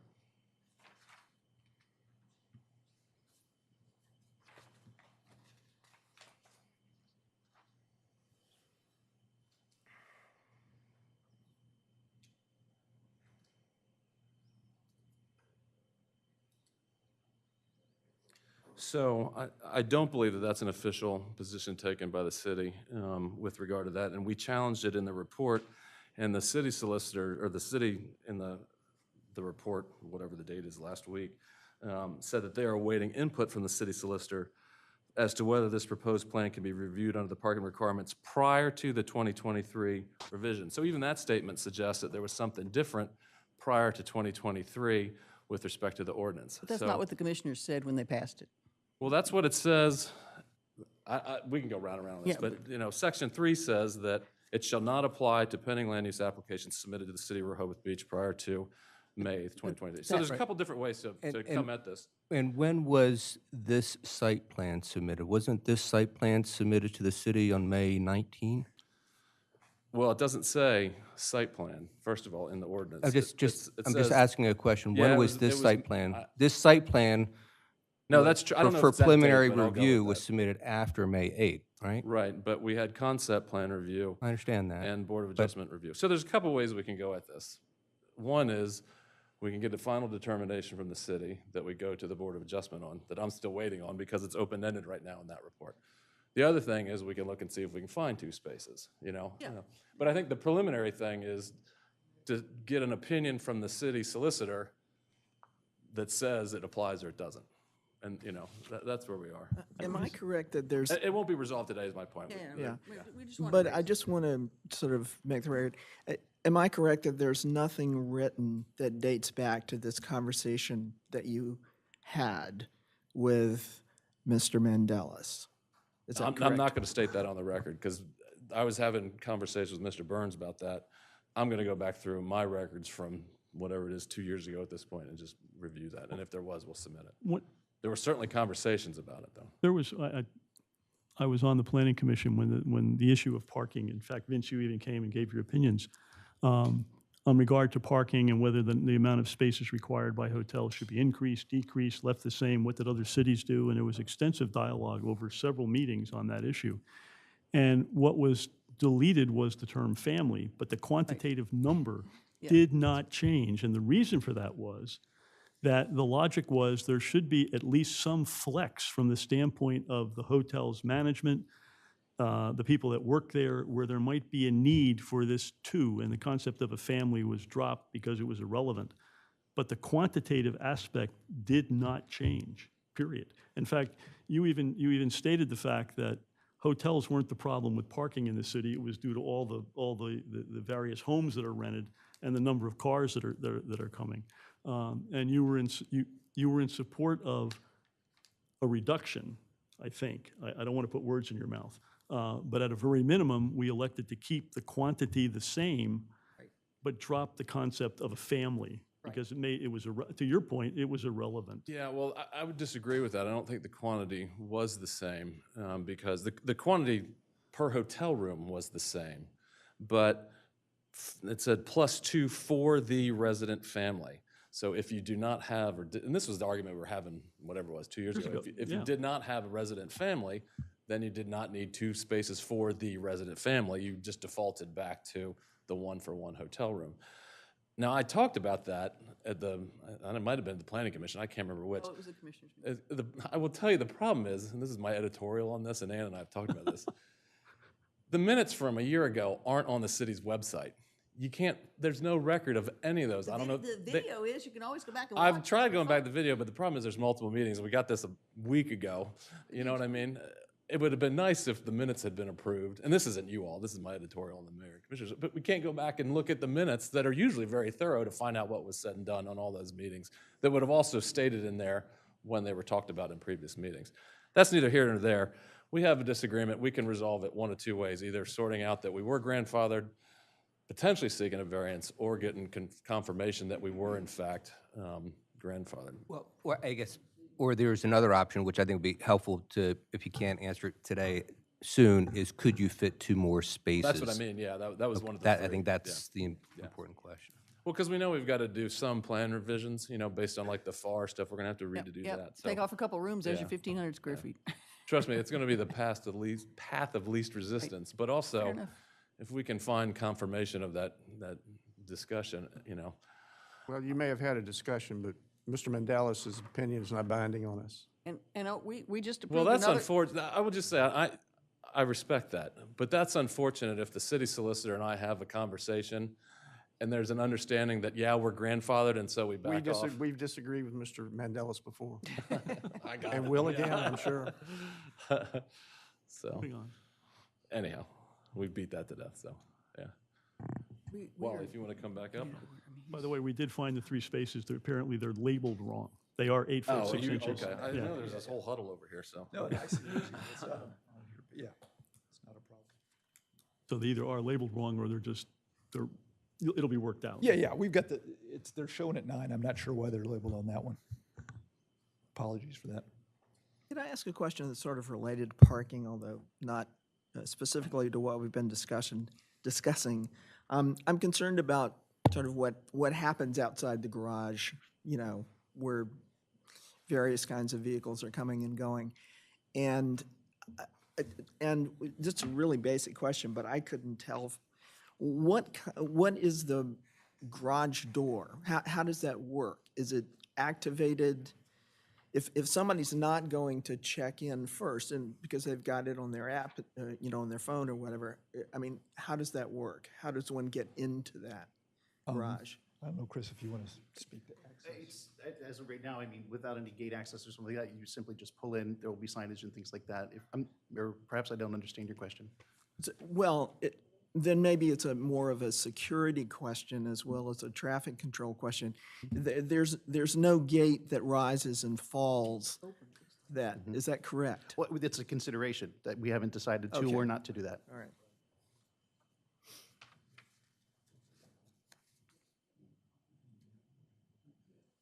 You have more questions? I have some general questions. I don't know Okay, well, I've got a very specific question, since we've been on the subject of where the applicant and building inspector differ, and that is on the coastal building line, Oh, the which I think since FEMA the line? purpose of a preliminary review is to put issues on the table, which require, at least in the minds of some planning commission members, greater clarification, information, evidence, whatever.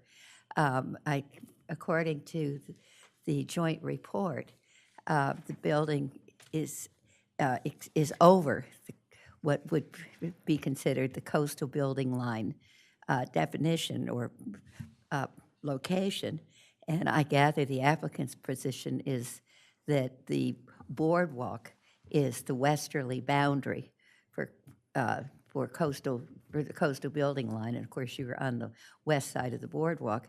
I think it would be useful to have something in the record from DENREC or the state or some We don't clarifying need that. that. It's in Title VII of the Delaware Code. I mean, that comes straight from, and it's in a report, Title VII, Section 68024 defines the coastal building line, and it states in state law that within the corporate limits of Rehoboth Beach and Bethany Beach and commercial areas containing boardwalks and where no natural dune exists, the building line shall be along the western edge of the boardwalk. So that's been decided.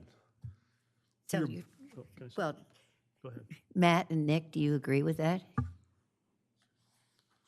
I mean, if it was that clear cut, I'm surprised it would be flagged as an issue in your report.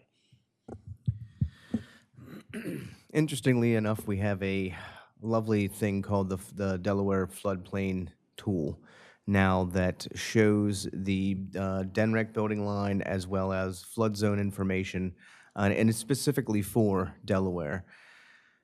Now, these maps, when overlaid, can get a little skewed in scale, so things can be out of proportion, but it appears to the Delaware flood planning tool that the building restriction line for DENREC runs approximately through the middle of Beach. the middle of basically where the verbiage is on the footprint shown. And that's up to interpretation, because again, when you superimpose a aerial map on a perfect drawing, they don't always line up completely. So I think we would have to have further investigation on that specific line and how it relates to this site plan. There's just, that's an informational map versus what's in state law that spells out where that line is. I don't think there's any, on this one, there's not any room for interpretation. I mean, it's clear in the text of Title VII where that line Right. is. To- I mean, I don't Point know of what else to information on say. that, actually, for your benefit, since I have experience with this directly, with DENREC. That is a correct statement. It is in law. However, when you start to do your construction, you can't help but have the sand, because of its natural angle of repose, start to move. And I can tell you, because it happened to me, the DENREC inspector will come and issue a stop work order. So it's to your benefit to get approval or set up with them ahead of time that you don't need approval, so that the people that do the inspections are not the same people that do the permitting, and that's what happened to me. So I'm advising you, it would be helpful to do that. Which is different from that building line. Right, but the natural angle of repose because sand does what it does, and you're gonna be stuck with that. So I actually did speak, This is great. sorry, Greg Rischel again with Pannoni Associates. I spoke directly with the person who's listed as DENREC that manages these permits, because this comment has come up in prior review letters, and immediately wanted to clarify the building line. We clarified it, as Mr. Robertson has indicated, that it is in Delaware code, law. I actually found that section gave it to Vince. And I spoke with DENREC office, told them the exact position of the location of the site, what we were planning to do, and they confirmed that yes, the boardwalk is the line. We're not in that coastal zone. There is a permit that is required that will be filed closer towards the construction, because it's only good for about a year, and then you can ask for an extension. It's only good for like 6 months. So there will be a permit that's required. We're going to get that permit, and I'm sure that'll be a condition of any final approvals. We'll have to get that along with any other Well, approvals. I'm not So- questioning that, because I did the same thing, and I still got stopped for a week. What I'm saying is that the folks that do the enforcement don't necessarily talk to the people that issued the permit. So that's a courtesy. Well, I acknowledgement. appreciate that. I think So- we all appreciate that. The applicant definitely appreciates that. Trust me. I think we can all agree that. Because it's going to cost you a hell of a lot more money. Yeah, well, Lose a week. we try to do our best, don't we all? Mr. Robertson, Yes. a timing issue. We keep going here, we won't be able to get to item number 2. We need to hear from the public to begin with, so that's got to happen. I'm wondering if maybe I'm thinking out loud that it might be best to stop this review at this point by the commission, hear from the public, and continue it to the next meeting. I have one important subject I'd like to put on the record, just because I hope that they will address it before the next meeting. Okay. And they may not be aware of it. So I'll try to make this short. There was an engineering report, geotechnical engineering report that was done for the Bellhaven that was actually brought up at the last meeting where we approved it and was put on the record then. It's quite extensive. The thing is, it was done 2 years ago when they were planning to use that parking lot on Baltimore Avenue. So it included core drillings from that lot, which is about 200 feet from your site, and I think your site may actually be downhill a little bit from it. It concluded that the water table was at 12 3/4 feet, and your parking lot goes down 20 feet. So that seems like a big gap to me. That seems like a big problem. And I wonder if you should get these drillings for yourself, for your own report, before finishing the plans. I guess that's one thing. Well, and we have test wells, and that's what Ms. McDonough's been working on in design for that to accommodate for that. So we know about that. And you know that you know where the water table is and that it's Yes. and that it's 12 feet. Okay. And then I guess the other thing was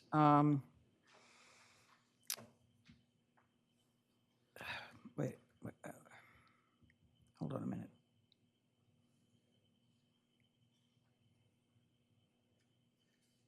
Oh, well, just to know, are there any other parking garages in the city that go down 2 levels? There's parking garages that go down 1 and 1.5 levels. And keep in mind that with this particular property, it's a little bit unique, and you can kind of get a feel for it if you look at the lifeguard station next door. Yeah, mhm. The grade on the one hand is the boardwalk level, but the actual grade is about 5 or 6 feet below the boardwalk level. In fact, the Dolly's building is actually on pilings right there. So, you know, the excavation's not going to be the full amount, and we're really only going down about 1.5. And it's not even really full stories because of the height. Well, if you want to talk about that. 20 feet, though. Yeah, so the idea here is basically we have, you know, like Vincent said, it's more of a 1.5 story, because at the ramp area, Baltimore Avenue is about 5 feet plus above the boardwalk. So we're coming in at the high point, which allows us to get underneath the rest of the garage, you know, easier. Obviously, you got more headroom. So essentially, the only position where you would be at that 20 feet would be in one area at the back of the site by the time you get under the lower level.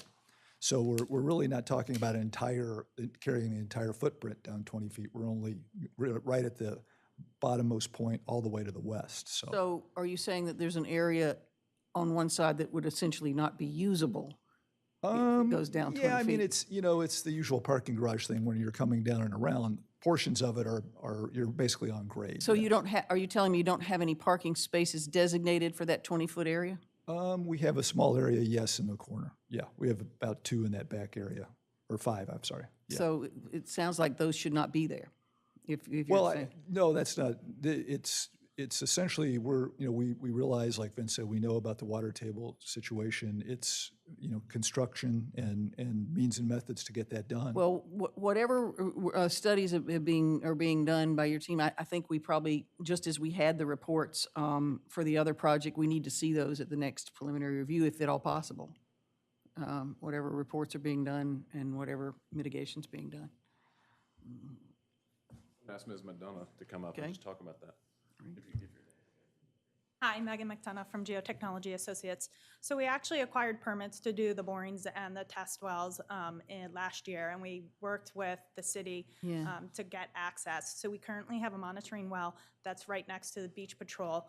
It's in the sidewalk and it's protected. None of the construction there has affected it. We also use low headroom equipment to go into the existing parking garage to be able to do borings where the deepest part of the excavation would be.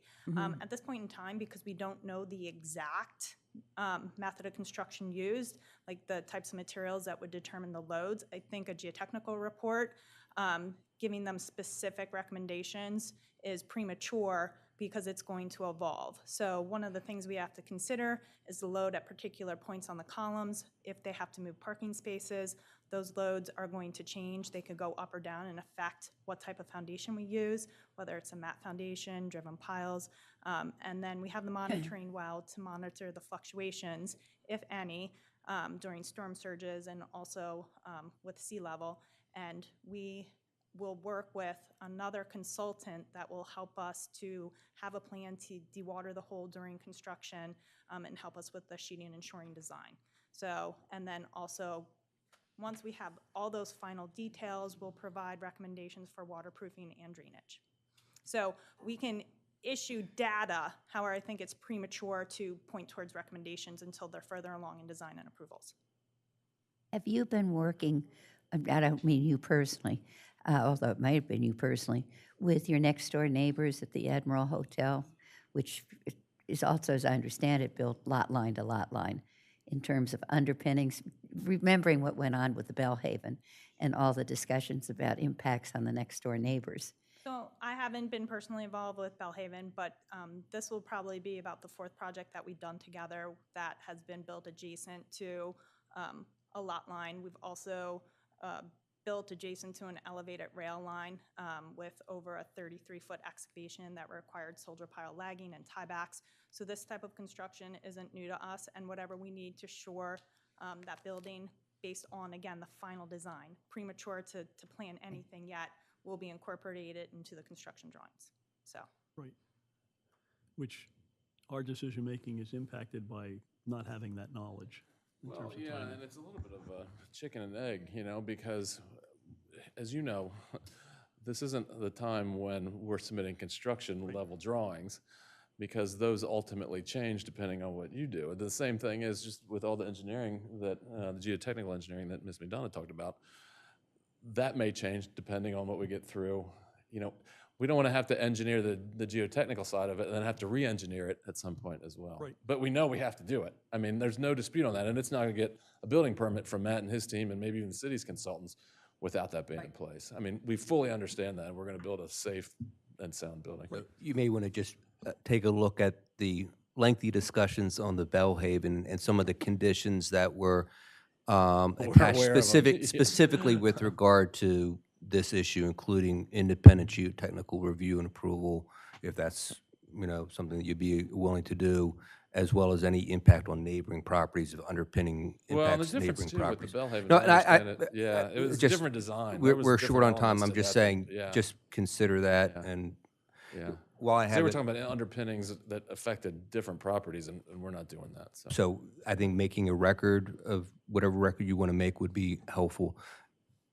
One other quick question for the city, and let's not do it now because time is short, but when we get back together again on the plus review issue, we know what the Office of State Planning is saying. I think we would be helpful to know what you all think about whether additional plus review is required. There's an element for whether the city agrees, not just what the state says. Okay, just not for now, but for next time. All right, so back to where we were some time ago. I would propose that we basically stop here, have the public address any concerns that they have Today or? today. Yeah, Yeah, I want the public to speak today if possible. And then we'll take it up at the next meeting. And then the item number 2, you can just stay right where you are because the second item on the agenda will come right up. I hear public on this one. Yes. So is there anyone from the public here to address this application? Yes, yes, sir. Please come forward, state your name, and please limit your remarks to 3 minutes if you can. Much less than that. Dr. Michael Trace, just a property owner. I just want the commission to be aware that at approximately 8:45 this morning, FEMA officially submitted to the Federal Register the public notice with regard to the Lomar application for the applicant. It is going to be officially published in the Federal Register on Monday, the 12th of August, and it'll be on page 17829 of the Federal Register, and that probably should go into the official record here. Thank you. Right. Anyone else? Yes, sir.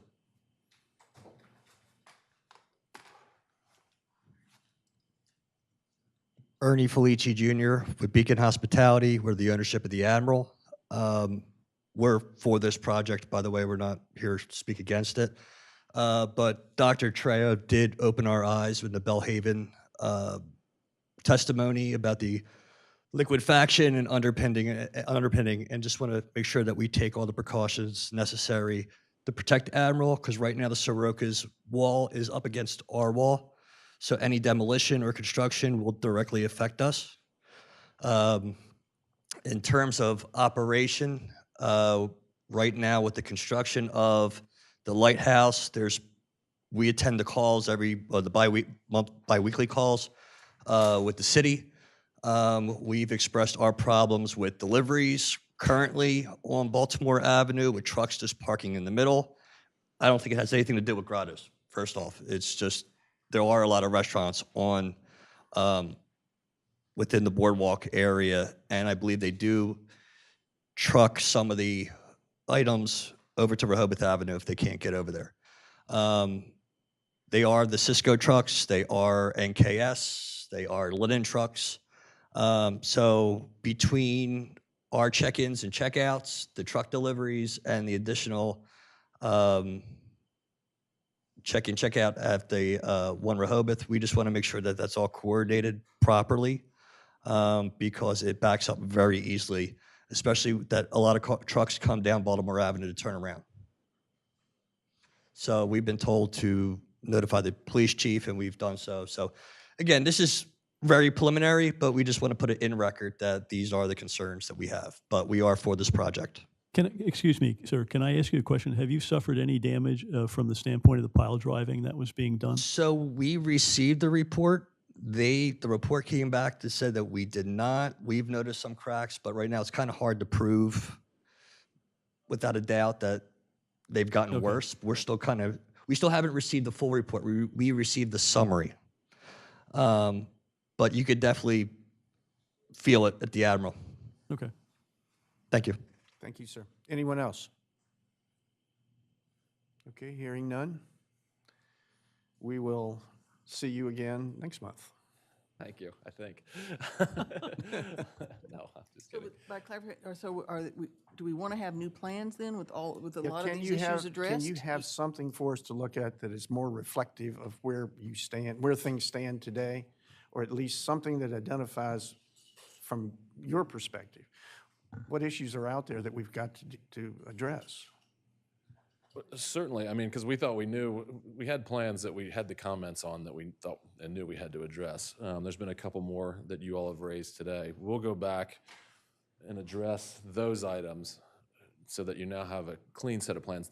I guess the concern I have is what I said at the beginning of this. I don't want to get us in a hamster wheel where we submit a clean set of plans and then Matt and Wallace Montgomery, say, well, this is a new set of plans that restarts the clock for all the reviews and everything else, and we're in February. And I don't think you all are saying that either. I just want to make sure we're all on the same page. Yeah, okay. And no disrespect to you all. I don't want to have them do extra work either. That's all. So yeah. There's some errors and clarifications that we were just discussing that need to be corrected. Yep. So no, we'll do that. Anything you can do will help us. Yeah. If I can help you, we will. Trust me. So, thank you. All right. Thank you. All right, we're going to take a 5-minute break. We'll be back here at about 4:02 for the second agenda item.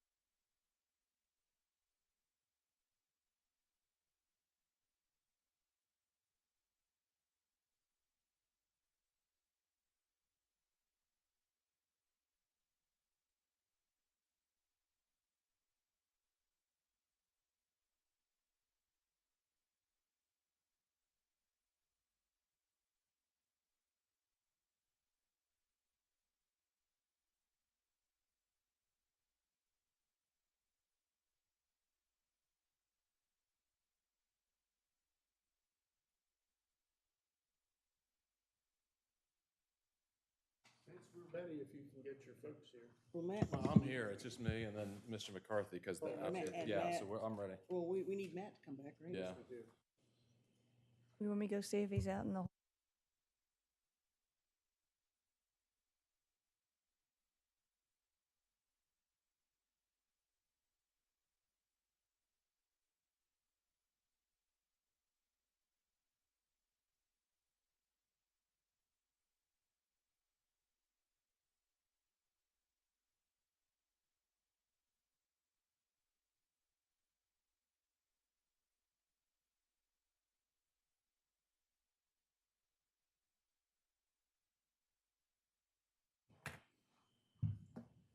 We live?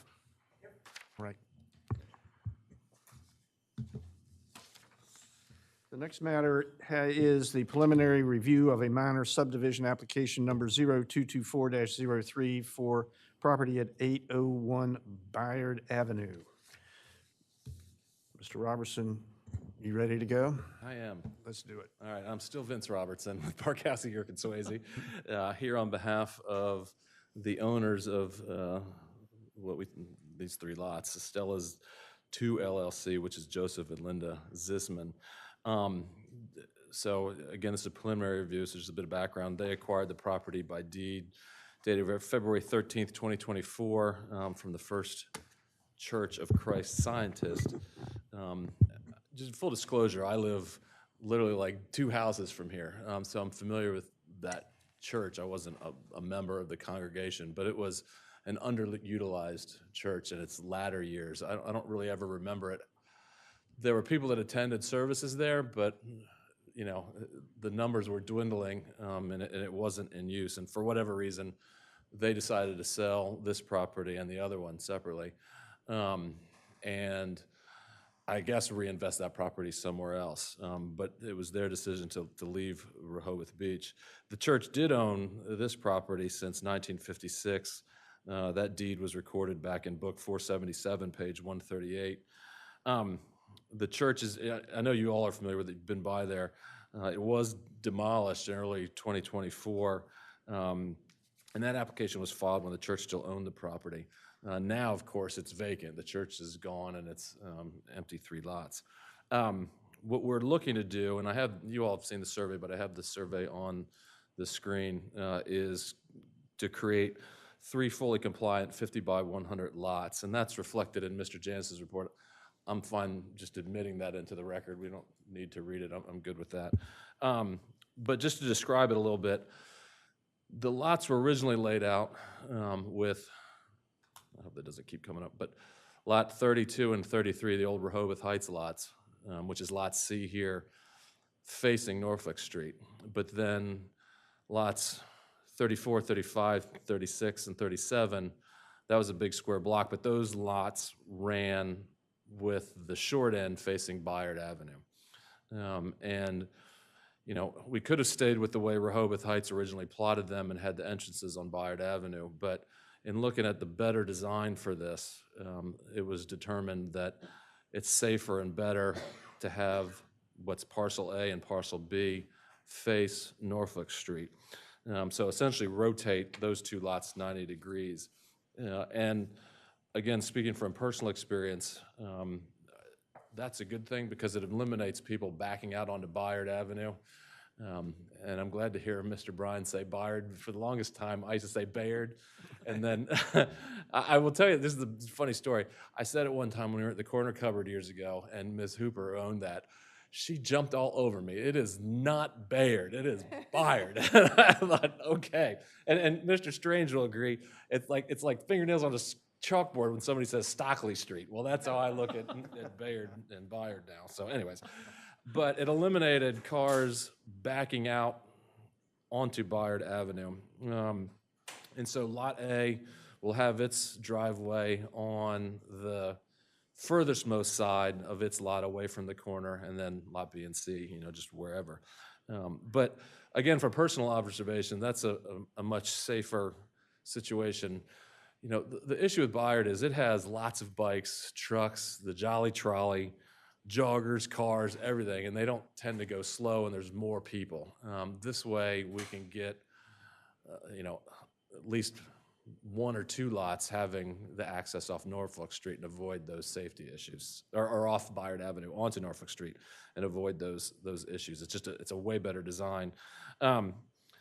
And that's actually, we've done that a couple places. It's actually consistent with several corners in Rehoboth, Stokely and Bayard on the northwest. I went and just looked at the maps on the northwest side of Bayard and Lake, and that was actually a partition. There was that big house on the corner that was partitioned, and those were rotated 90 degrees. The northwest corner of Hickman and Bayard, the southeast corner of Rodney and Bayard. There's a couple spots also where the same thing was done along Scarborough Avenue, where the lots were rotated 90 degrees, just for the same sorts of reasons we're talking about. Right now, since it's a bare piece of land, there's no lot coverage or FAR issues with any of it, because there's not anything on it. But obviously, that'll be complied with if and when, not if, but when building permits are pulled sometime down the line. We know that with Mr. Janis's scrutiny, we're going to make sure that whoever pulls those permits, that everything complies. Same thing with the tree requirements. There have been multiple trees that were preserved as part of the demolition. Those are staked off with the orange fencing. There's a good bit of trees preserved along the backside of Lot C. You can kind of see there's some fencing on there. There's quite a bit of trees along the front, and there's some down this side, and they're shown on the survey, and they're marked on the site itself. And then there was a letter in the record, and it actually had to do with the vegetation along this lot, which is separate. But that obviously, any vegetation that's in the setbacks, it doesn't need to be disturbed, won't be disturbed on any of these properties. And if there's a line tree or a tree that's on somebody else's property, obviously that's not going to be touched either. And of course, the same thing with the FAR and the lot coverage and natural area, that will all be complied with in addition whenever, home permits are pulled. So really, hopefully, he said in anticipation that this is fairly straightforward, and we'd like just to get this moved to the next meeting so we can have the public hearing on it. Yes, sir, just to be clear, there are no improvements on any of these lots. None on any of them now. Right. No, that's correct. And Mr. Janis, I believe according to your report, this does comply with the code, and you have, it's 5,000 square foot lots, 50-foot frontage, and you can have a 4,000 square foot area to build on that meets code. All true, Mr. Chair. All right. Anybody have any questions? Yeah, I have some about trees. And I did talk to Matt a few days ago about some of this. The code does require the approval of a tree plan as part of every application for subdivision. So, and I did hear you say, and I saw the protections up there, and I know those were done for demolition. So I had suggested to Matt that whatever plan was submitted with the demolition permit could perhaps be brought in for this purpose, for when we do the public hearing. But in addition to that, I guess I'm not sure whether I heard you say that all the ones that are there now are being retained, or if that's unknown, or what, but we do need a tree plan. We'll confirm that, but since there's not plans at this point to construct any homes, there's not plans to eliminate any of the trees that are in there now. But we'll provide a tree plan that shows that. So. I mean, I think the application that checked off yes, that a tree plan has been submitted, but I don't see the tree plan. Well, I didn't see that. In fairness, that's sort of been a amorphous requirement. Like the tree plan in the past has been just showing the trees on the survey, which we've done. Right. If you want a separate survey that more clearly shows the trees and the caliper and things like that at breast height, we can do that. Well, I mean, for instance, the last minor subdivision that was done a couple of years ago, which was on Lake, had as part of the report, there are currently 16 trees on the lots. Proposed partial A will contain so many trees. Proposed partial B will contain so many trees. And then just the general note that the minimum number required will be planted. So we don't have that basic information right now. I think that's just pulling information that we have and putting it into something that you can. Yeah, that would be good. Yeah. If I may. Yeah, A tree plan was submitted for the demolition plan, so Okay, we can provide that as part of the record going forward. That may be all we need. I don't know, I haven't seen it, but that may be all we need. If you would check with him, I think we can find an answer. Anything else on this? Any other questions from the commission? I have a question for either the city or for Vince. the definition of subdivision, a minor subdivision, is that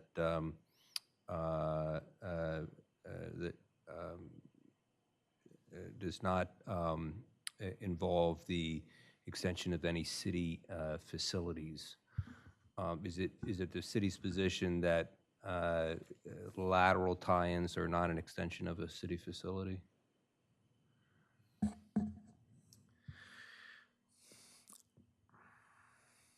I would think that that would pertain to mains, so running mains of. That's the obvious question, so. So if you it's might wanna just give that s- laterals, I don't, it's just extensions off of Any- the mains. You might want to give some thought, maybe the next time we're here for the hearing, if you just be Absolutely. prepared, some more background, just to create a better record as to whether lateral tie-ins rather than main extensions comply with the definition of a minor subdivision.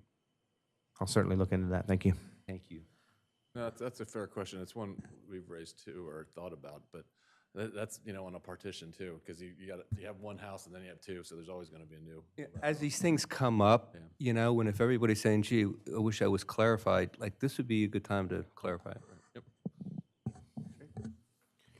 Anyone else? Any questions? Anyone here from the public? There was a letter to the file from an adjacent landowner who was reaching out in hopes of talking to, I think, Mr. McCarthy. Do you have any response to that? No, and it was one of those things, I'm not even sure Mr. McCarthy actually received the letter, but, okay, well, okay, well, that's fine, and we're willing to do that. We looked at it, that's actually on the other lot that's not part of the subdivision, the one that's in the middle, that's always had a separate deed. Okay. Well, and I want to put this, make it clear, because he was, the gentleman, I assume you're the letter writer, yeah. Hi, neighbor. In terms of, the vegetation, certainly anything that's on his property, anybody else's property, we're not going to, whoever ends up building there is not going to touch any of that. And because it's also within the setbacks, there's a presumption that, a lot of that would stay. Now, construction-wise, it just depends on how these lots are sold and developed and when somebody decides to build on them, and we don't really have any control over that. So I don't know if they would be built one at a time, or not. That's not really part of this process, but I will say, having worked with Mr. McCarthy before, and you've probably seen his projects around town, he's one of the if he happened to build them, and I don't even know that he's going to be building them, but the construction staging and the cleanliness and the impact on adjacent properties is minimal, so certainly we saw the letter in the record and we're not ignoring it, and we want to be good neighbors all the way through the process. Is there any sense of any idea of the plans for the lots? Not at this point. I mean, because we got to get through this stage. Right, yeah, okay. So it's just what the market bears, whether they're sold as individual lots or, whether Mr. and Mrs. Zisman sort of in conjunction with Mr. McCarthy decide to build houses on them, or, I just don't know at this point. Yeah. I suspect that would be the case, honestly. It's more than likely that it's going to be Mr. McCarthy building them. We just don't know, yet. Matt, has the fee been paid? I think it's $2,900. Just verifying my paperwork. It has been stamped by Ms. Womack on 2/28/24. The fee of $2,600 has been paid. $2,600, okay. But it has been paid? Yes. All right. Anything else? I thought it was $300 per lot.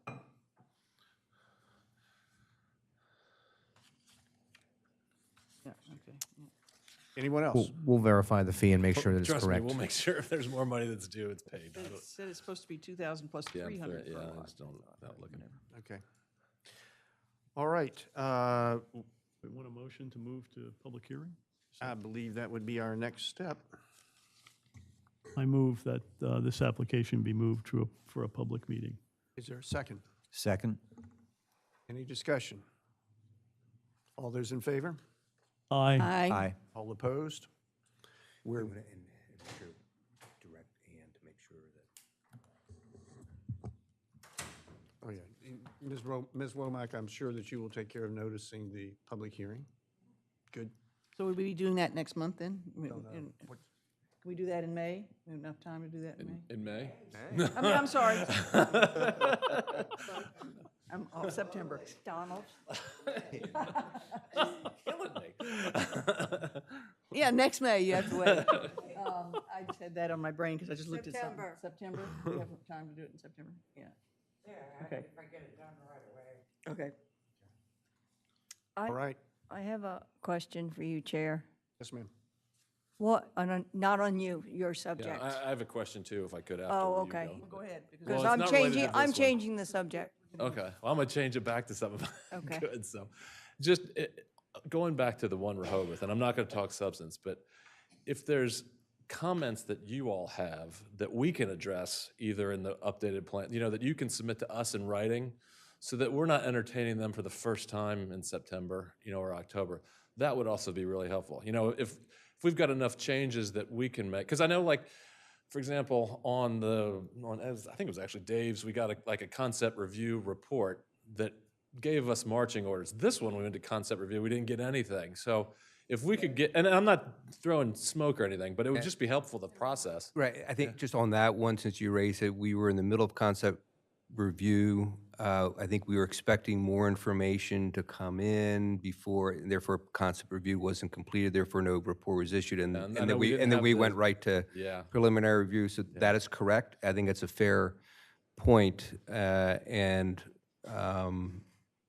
I will confer with the commission as to whether some written questions can be posed in connection with one Rehoboth. I just think that makes more efficient use of, obviously our time, but yours as well, That way all of us aren't spinning wheels, so, yeah. Ms. Stewart. Oh, yeah. All right, while they're talking about that, you want me to ask my question? So when, for instance, the Bellhaven, and we put conditions on it, what is the expectation of who's going to look at the conditions and monitor it and report back to us? Because if the conditions aren't met, then our approval doesn't meet the conditions. As soon as Mr. Robertson sits down, Yeah, we'll continue our Well, meeting. go ahead, I'm good, I'm just gonna collect my things, so. Okay. Yeah. All right, under the building inspector's report is where we are on the agenda. Yep. And we have a few questions. Mary Ellen, glad you are here. As a follow-up to Ms. Stewart's question, I believe you're going to, first of all, you're going to present a report to us today, I hope. And it will be a written report, and that's a good thing. Mr. Robertson collect himself. I'll sit over here. Spread out everywhere. Why don't you do that, and then we'll come back and ask this follow-up report about who's going to monitor what and do what in the planning department to keep track of what's going on. Very good. Okay. Good afternoon, everybody. Chairman Brian and I, we talked about me doing a director's report to update you on kind of the goings on, the planning, on building and licensing, potential applications that we have, potential applications that will be coming forth to you all, plans that are submitted under review, and other things that are going on in our department that I think would be pertinent to the Planning Commission.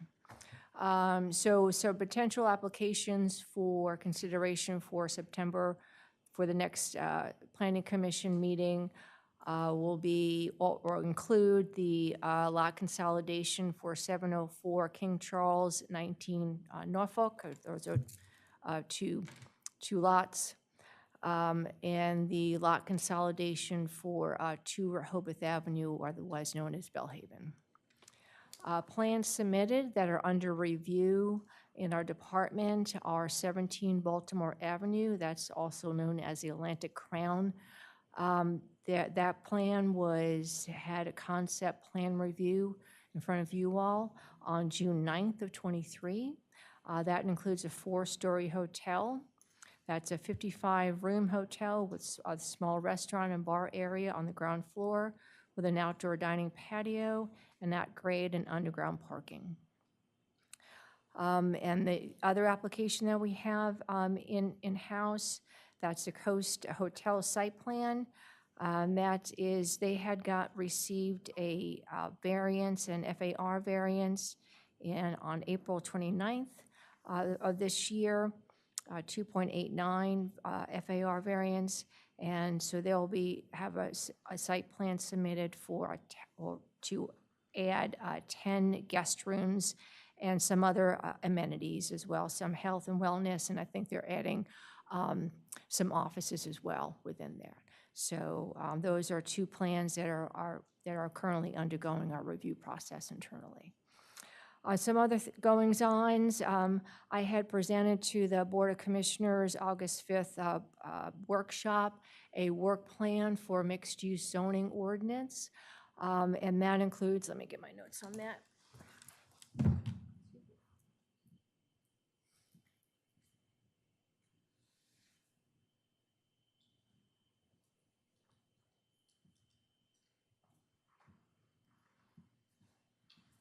So that, for those of you who didn't listen to the meeting, I don't expect everyone to listen to the meeting. So that includes a work group that would include 2 members of the Planning Commission, 2 members of the Board of Commissioners, 2 representatives from the Building and Development community, and another local representative, representatives from the Rehoboth Beach Main Street, 2 businesses, and citizen representatives. The goal of this is to modify the existing code as well as develop new text to clearly articulate regulations for mixed use as defined in Chapter 270 zoning. And this is certainly in compliance with or looking at the CDP, which is identified this, the examination and evaluation of a new mixed-use zoning classification as a priority. One of the ADA priorities, and then the Planning Commission and the Board of Commissioners identified this as one of the top 10 priorities. So we are looking to move forward with that. The approach in general for this, as articulated in the work plan, is to work with Wallace Montgomery to facilitate this work group that I just described, and to focus on to have the approximately 6 meetings over a year's period, and that year period would include touching base with the Planning Commission and the Board of Commissioners at 2 points. One would be the work group would first focus on putting together what I would call main tenets of the ordinance, which would be things such as setbacks, height and bulk standards, and the like. And then come to, and I would estimate that would be probably 2 meetings for that. And then come to the Planning Commission for input on and feedback on those, and then the Board of Commissioners. And then once those have general agreement and consensus, then go back to the work group, and then Wallace Montgomery and staff would then start writing draft language to review with the work group. And then we would work through that language, second, third drafts, however many drafts we need, and then go back to the Planning Commission for a review of that, and then to the Board of Commissioners. So all in all, it had articulated a timeline, would estimate that to probably take 10 to 11 months. So, so this would be an official, what is articulated as a task force. That would be, under FOIA. Everything would be with an agenda, meeting minutes, and posted on the website. So that would be official website, an official work group on Civic Web. So that would be that effort on that. Mr. Jan is going to participate in this as well? Of course. I didn't hear his name mentioned. Well, I indicated staff, so that would be all of us. Great. So that the other item I just wanted to mention is What has been started at the Board of Commissioners is presentations by all the departments. So I'll be giving a presentation on the planning department, which includes not only building and licensing, but also the arborists and parks and recreation and all the activities that go on there, along with the acting arborists. That will be in the September Board of Commissioners meeting. So I'll be talking about all of that. On that task force, I see that it's on their agenda to vote, I guess, to move forward Yes, with ma'am. that. Oh, I'm sorry. Yes, ma'am. Yeah, I that's forgot. great. I'm sorry. Yes, yes. So that would be, so yes, it's going back on next Friday to the Board of Commissioners for their approval to officially establish the work, Yeah. the work group, yes. Okay. Or the task force. I actually have some questions. I'm glad to have these monthly updates, especially to know what's coming forward. But also looking back, we've done 6 or 7 partitionings and lot consolidations, and we have not seen any final plats that I'm aware of. Okay. So I looked at the county records, and some of them have been recorded in the county, but we don't have any record of them here.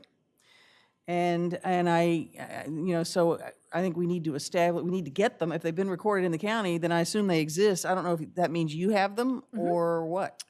I remember seeing some come through. They usually come through to Matt and Ann. So Matt, I will defer to you on that. Yeah, thanks. Yeah. I know we have a couple in that we basically, because the way we work our parcel numbers, we do addressing through account setup with Ms. Moore, who sets up all our accounts. She is heavily tied up in election protocol right now. So she's not really focused on that stuff. However, with that being said, we have gotten a couple back, and we are in the addressing and parcel creation process. And once that occurs, we can get you a final report on what has occurred through those partitionings. But they can record it with the county before you do the final addressing? They have to record it with the county because I need a separate issued tax map number for each lot that was created, and then I can assign an address to that tax map number. Okay, but it also says no plat shall be filed unless it's been duly approved by the city. So Can I ask, because I'm on the other end of that, just informationally, like, we can't record with the county without the city's stamp on it, so. That's what I'm asking. Yeah, so we get it, take it to Matt, he stamps it, we take it to the recorder of deeds, they record it. And then it it's- comes back? Yeah, we send it back to either Matt or Ann, and it just.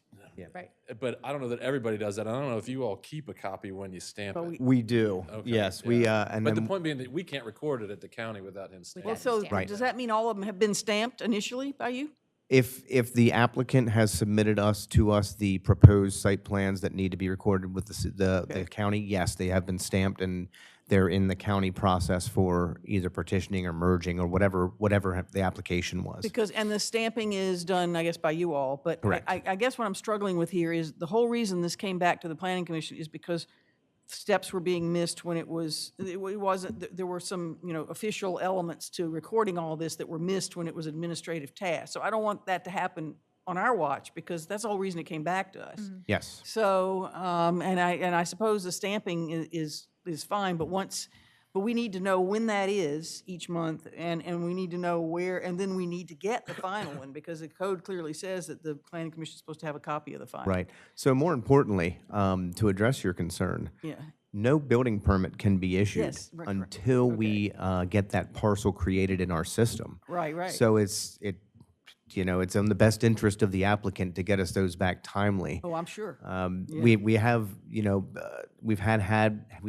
had applications come in for those lots that we've turned away because Oh, we have really? not completed that process. Oh, interesting. Okay. So we're paying a lot more attention to yeah. it now. Okay. And we're trying to work with you all to Yeah, we just need a correct that process. I mean, issue. it's not anything, we just need a tickler system or And some I'm sort gonna, of process. because everybody complains about stuff, Matt's done a good job. Like on the one we had, we submitted the survey, because just following how it had been done, and he said, we're not going to stamp it because not everything had been removed, and so we held it back, and so we've got to resubmit it. I mean, so Yeah. they're doing a good job checking all that. I mean, the other thing too is if all this isn't done within 90 days, we have to grant an extension. So That's right. that's really the main reason for us to have a role in it, is just to know it got done so that we know whether we have to give an extension or not. Yes, and we make the applicant well aware that they have 90 days to get this done or face further 'Cause I haven't seen anything on 40 retribution, if Park, you for instance. I don't know what's happening with that. That one's been, 40 Park was the house being relocated. Now, that's one that probably shouldn't have been stamped, but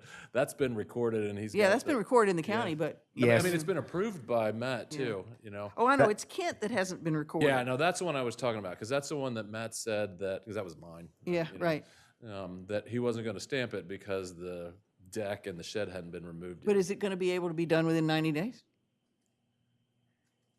Well, we've got the 6 months or whatever it is. I mean, we calculated out the time to get the stuff removed because we had to comply with the conditions, so it'll get Okay, done. Yeah, okay. Yeah, we're good with that.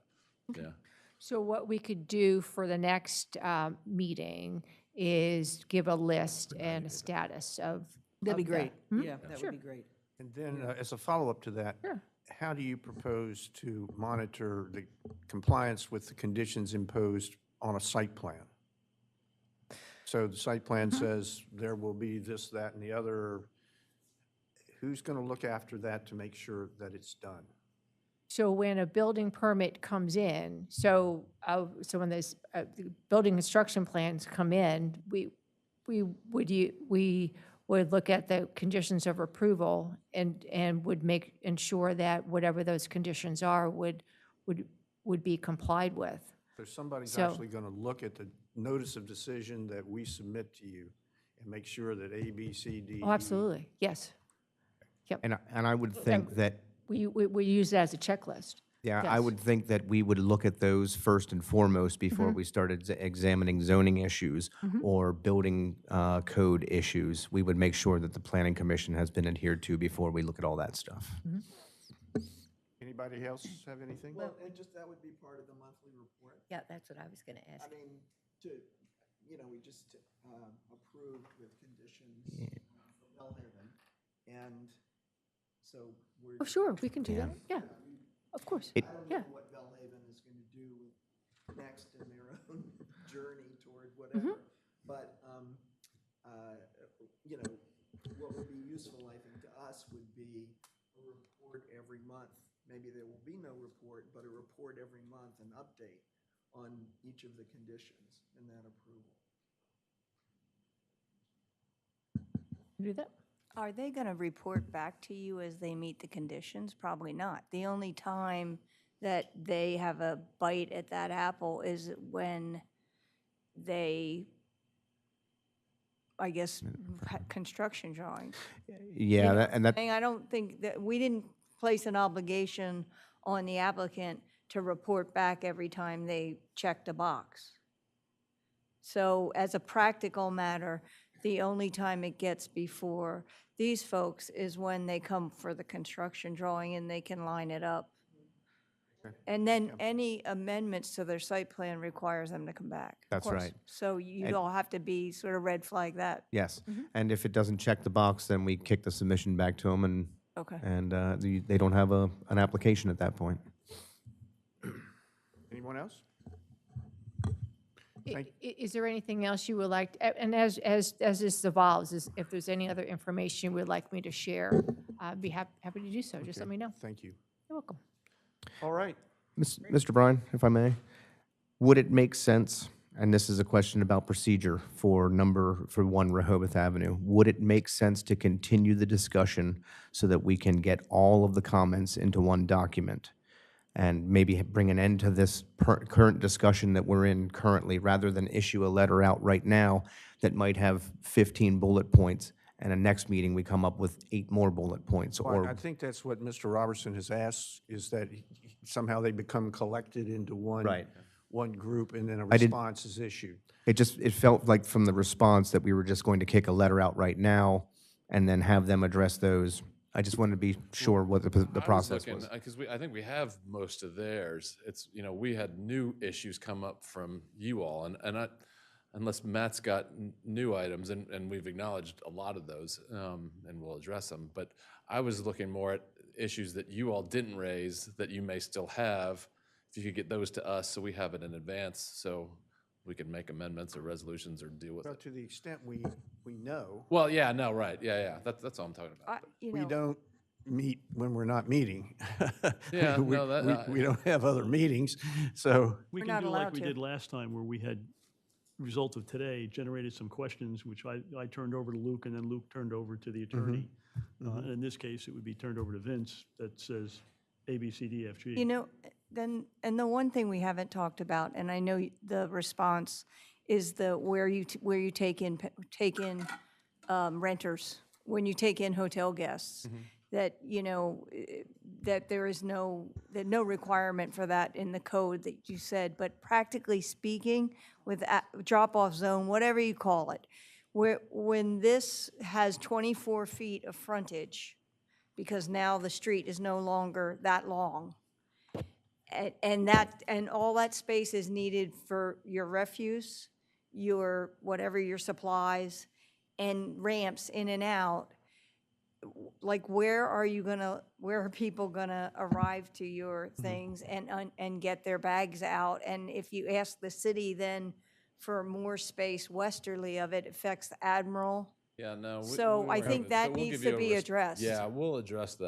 I mean, I Mr. don't want to get substantive No, now. no, yeah. Okay. But Susan, I think that would be a question that you might submit to Yeah. Luke to. All right, well, Submit to Vince. Yeah. Luke, And it's, I'm if I'm, submitting it.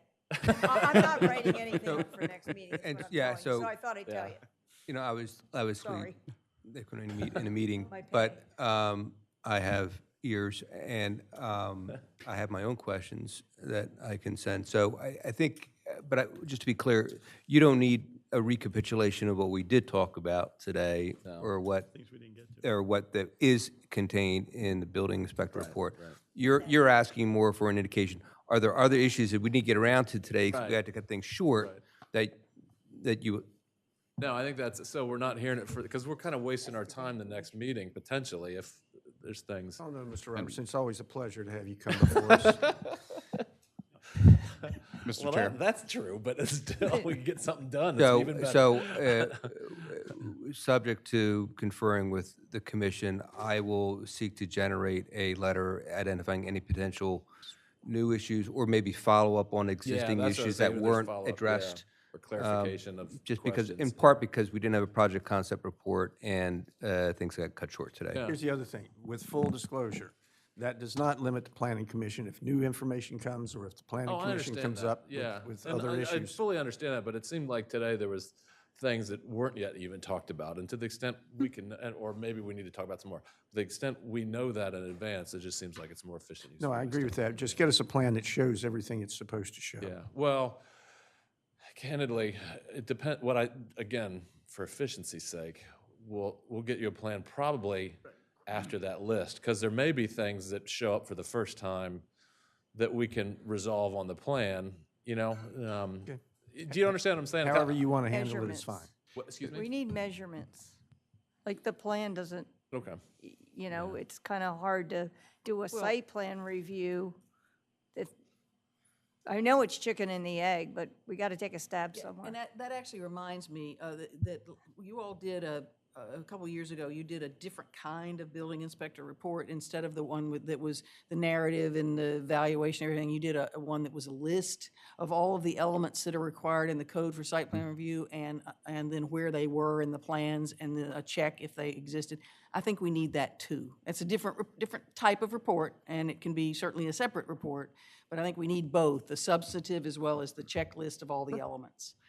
The 20 some odd that are in the code. Something like that, Yeah. 21 maybe, yeah, Right. yeah, something like that. And I think Nick has a comment. just a real quick comment in response to Ms. Stewart. One of our comments sort of gets to that point that you're talking about, how a sign plan, if you will, about how the loading, unloading, and management of pedestrians entering and exiting the hotel would be very helpful to see in the next round of revisions. Sure, okay.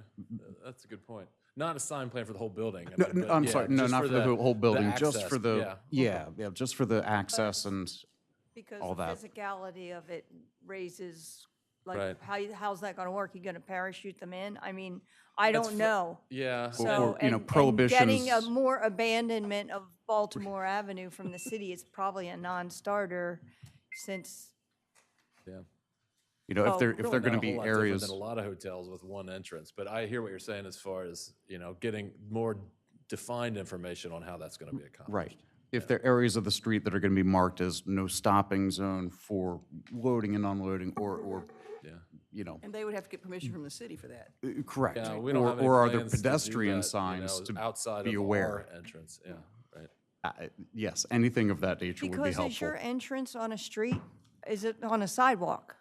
Like, a car can't pull up to your entrance, or am I misunderstanding the plans? When you say entrance, you're talking about the entrance to the garage? Well, you tell me. So if I come, I have a reservation tonight, and I come to your hotel. Yeah, let's, Okay. let's, Yeah, all right, let's, It's an issue to be discussed. let's just, Sorry. let's adjourn. Good discussion. Let's just adjourn. We'll put a stop to all this. It's Friday. Let's go. Have a good weekend. I Oh, I'm sure it's